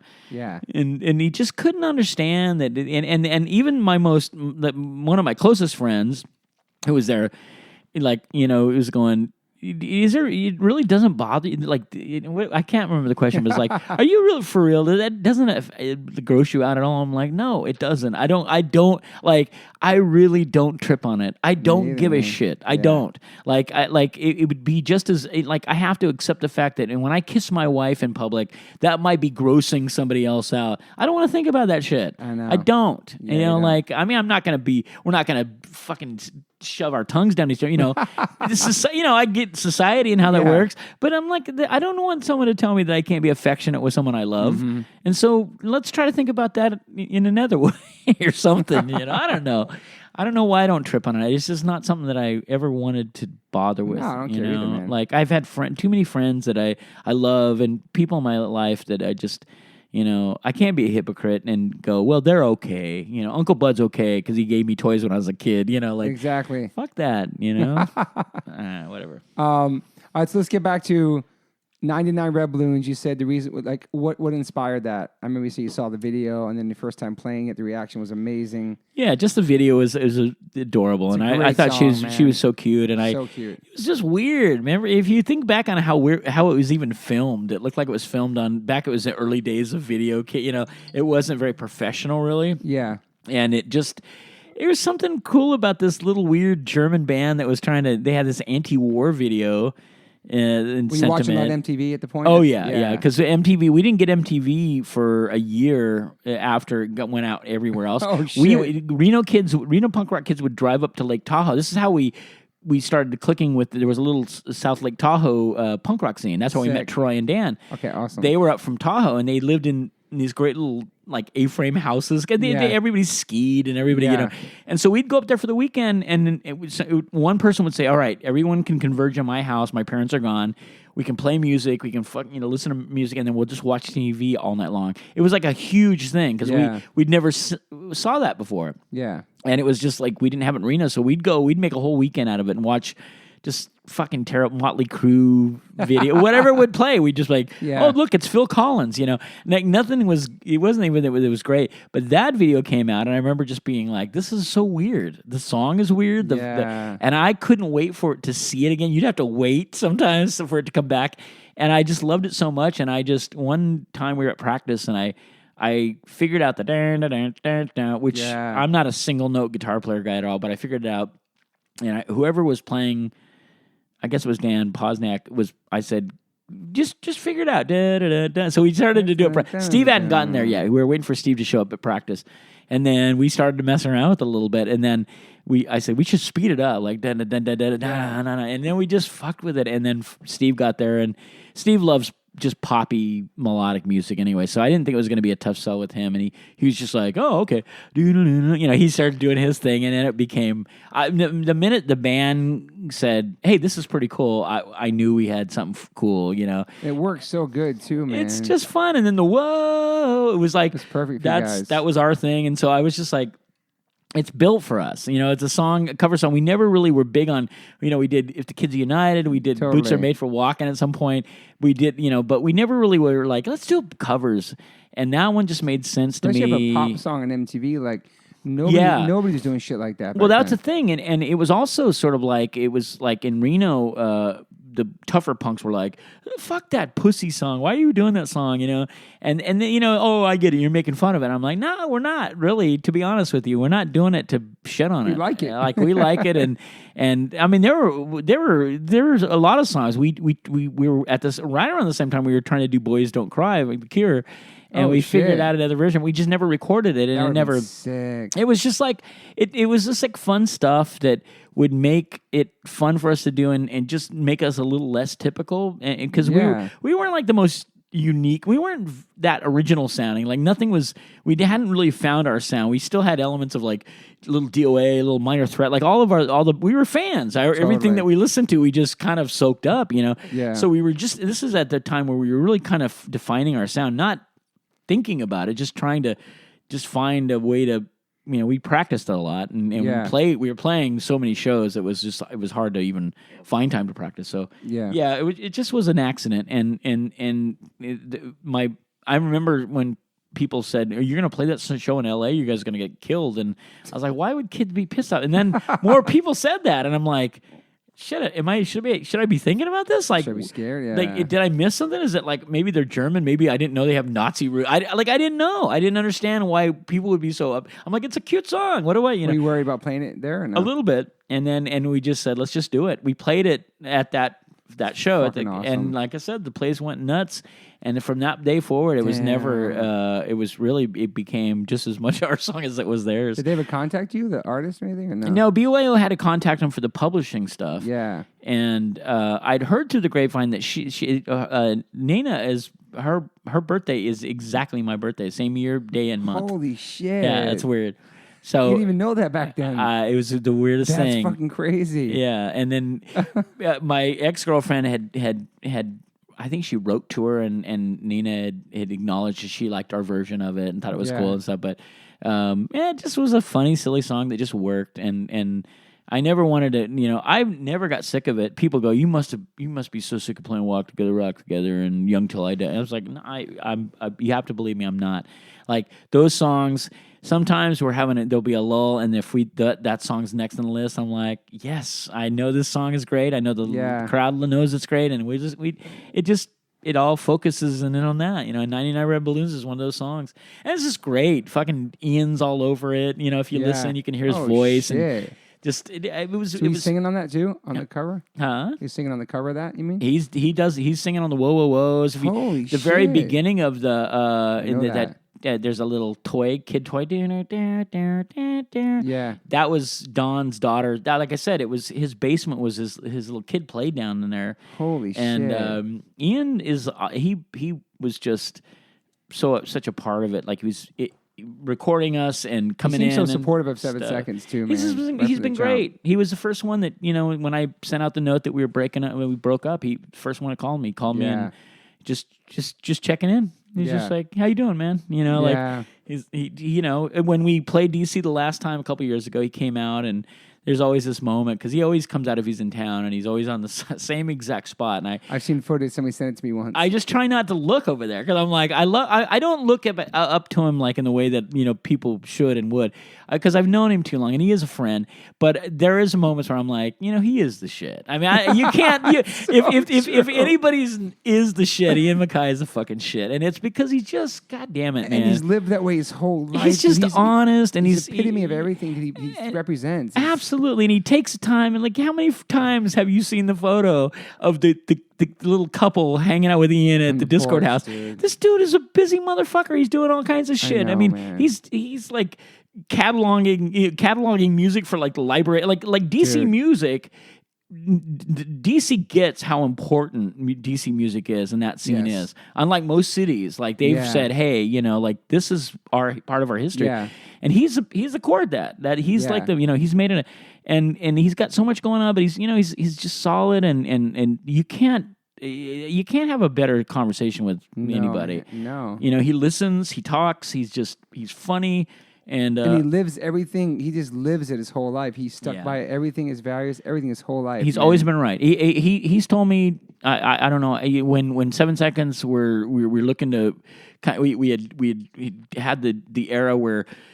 The YouTube period where people were bumming on us. Well, but then we were like we had band member changes, and we became a 3-piece again. We were just playing more straightforward stuff.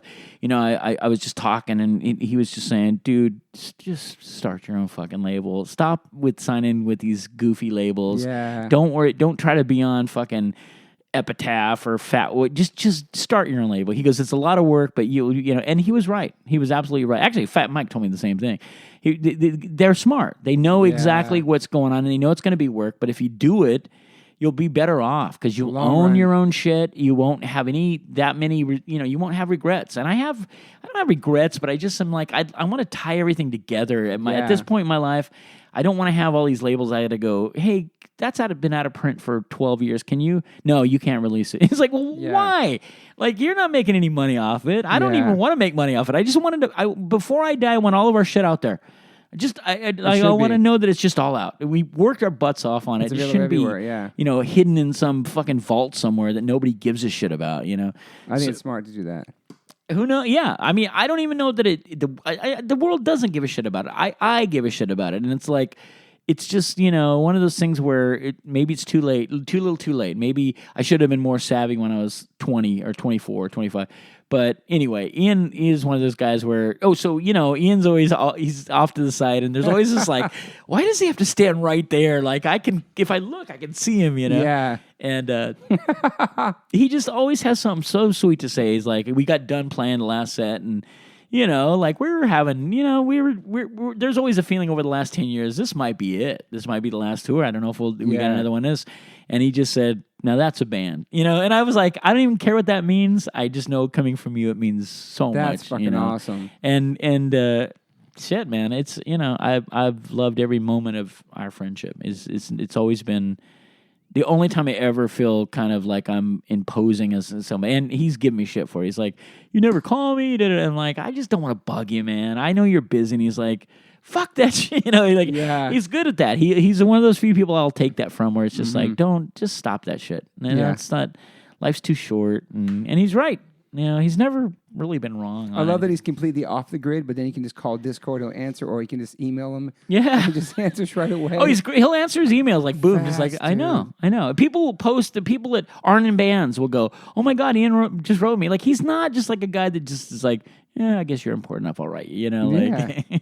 I like And he's super humble and responds to everybody. It's awesome. Yeah, it's crazy. I mean, and we don't have a lot of guys, a lot of people like that. We don't. I mean, there's a lot of we have a lot of amazing people. You're one of them, but we have a lot of amazing people in this little community of ours. But it's like when you think about the history of it, and all the bands that have done all the things and all the festivals and the Warped Tours and this and that, Ian's always been on the right side of things, with his record label, with his bands, like it's been Ticket pretty prices, all that shit. everything. It's been spotless. Yeah.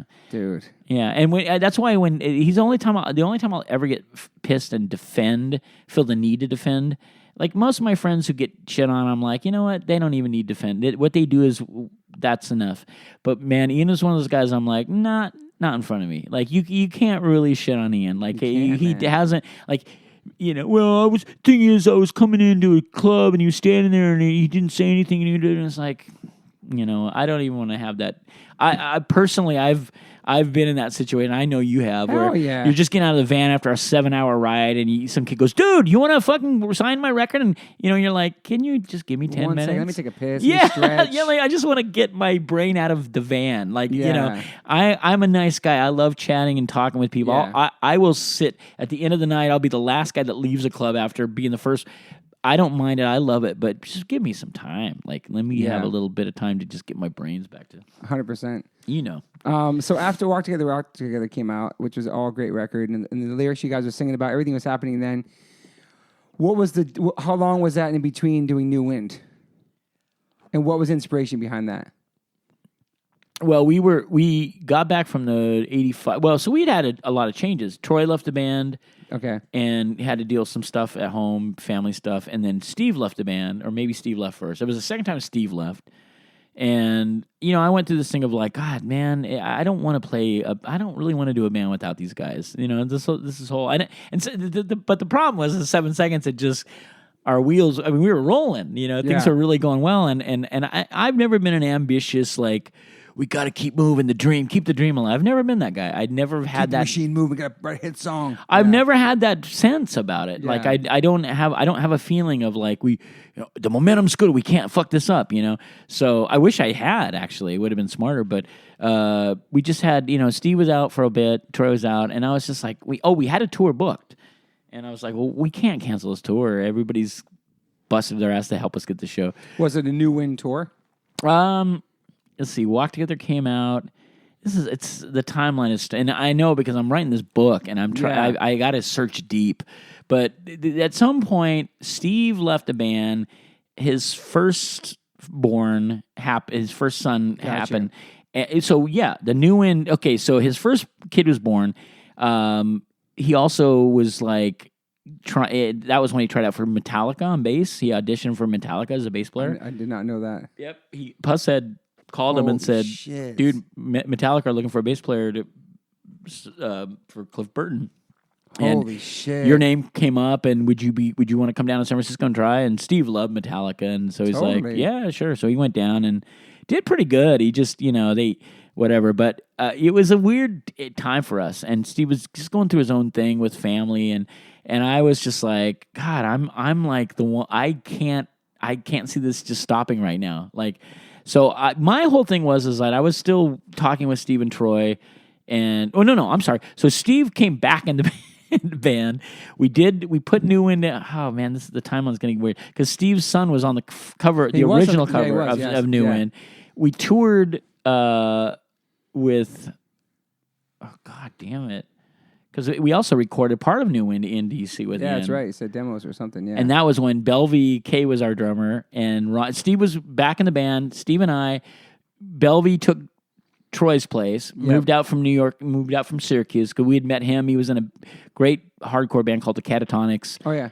Just fast, speedy thrash. Totally. And he booked our shows in Syracuse, so we just loved him, and we got along really well. And then Ron Doig was the kid he was just a young kid from Reno that he was in a band called No Deal, and they just were like our little brother band, and he just tried out, and we're like, I literally had to sign, his parents made me sign a legal document that made me his legal guardian on tour. That's crazy. So anything that happened, he was 17. So anything that happened, like I would never think about doing that now. Can you imagine that crazy. stupidity?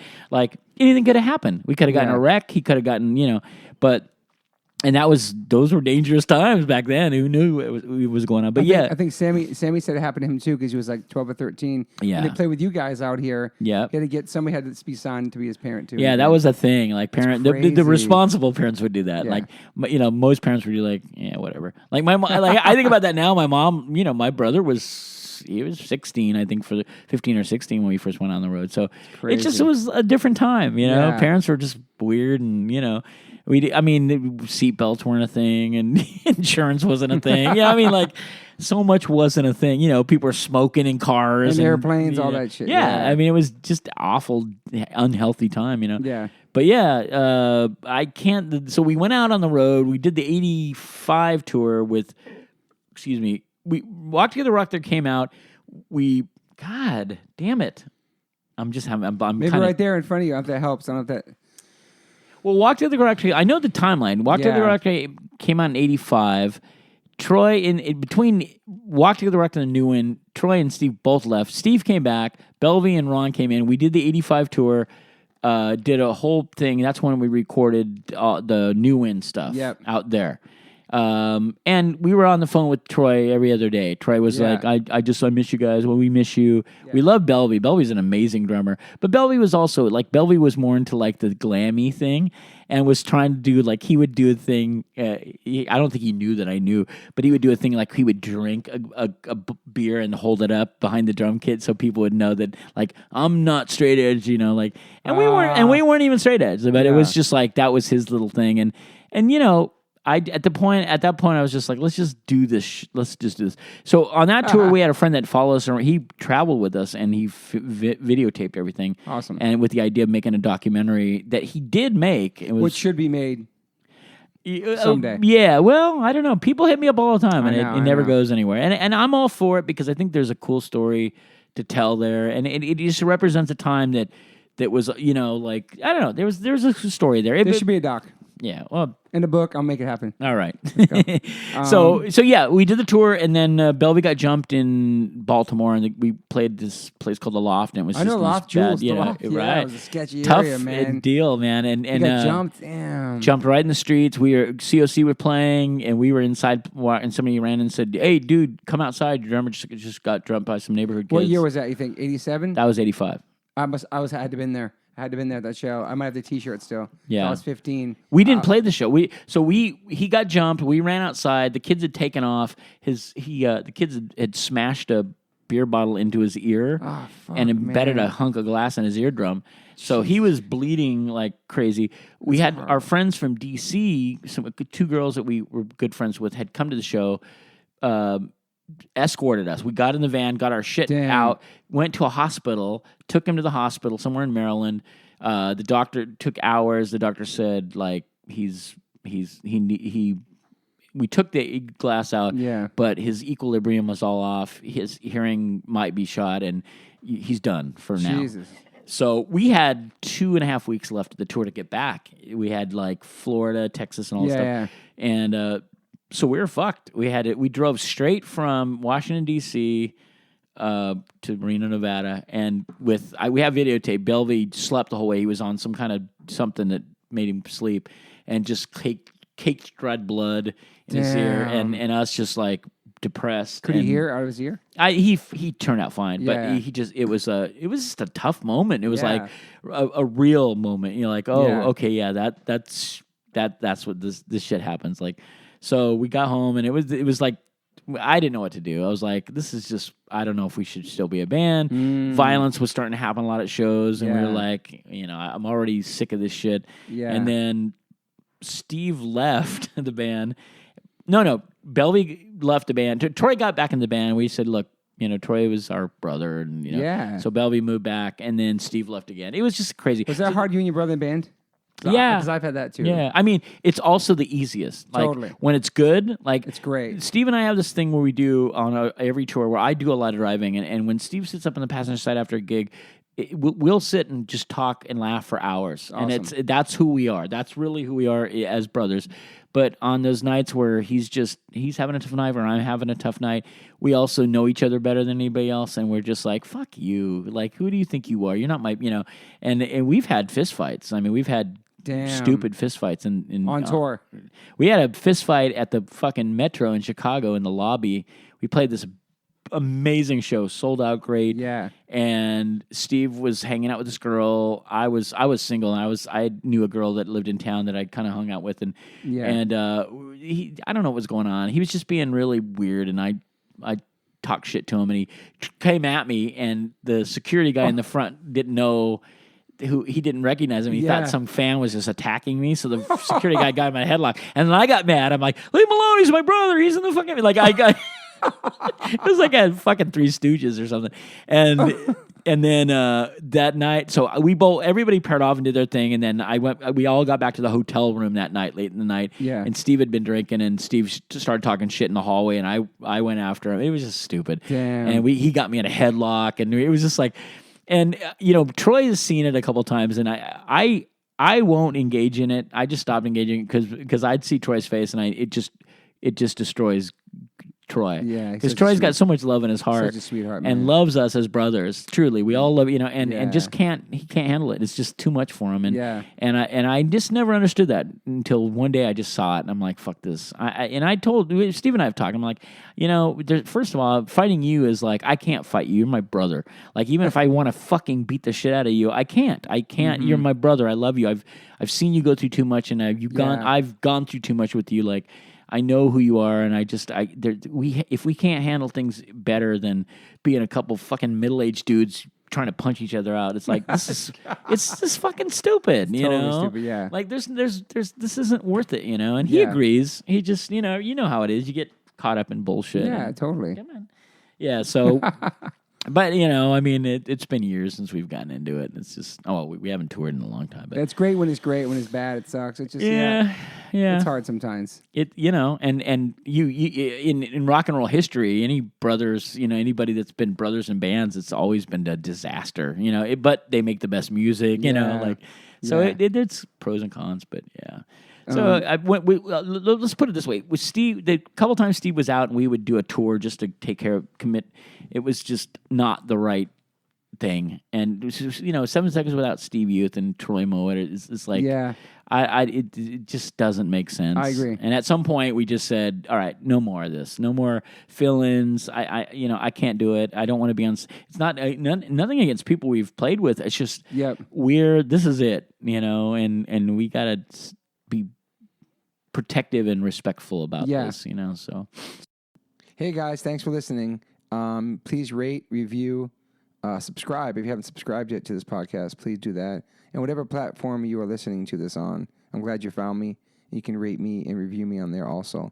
So thank you guys sincerely for the support. I cannot wait for you guys to hear the next one.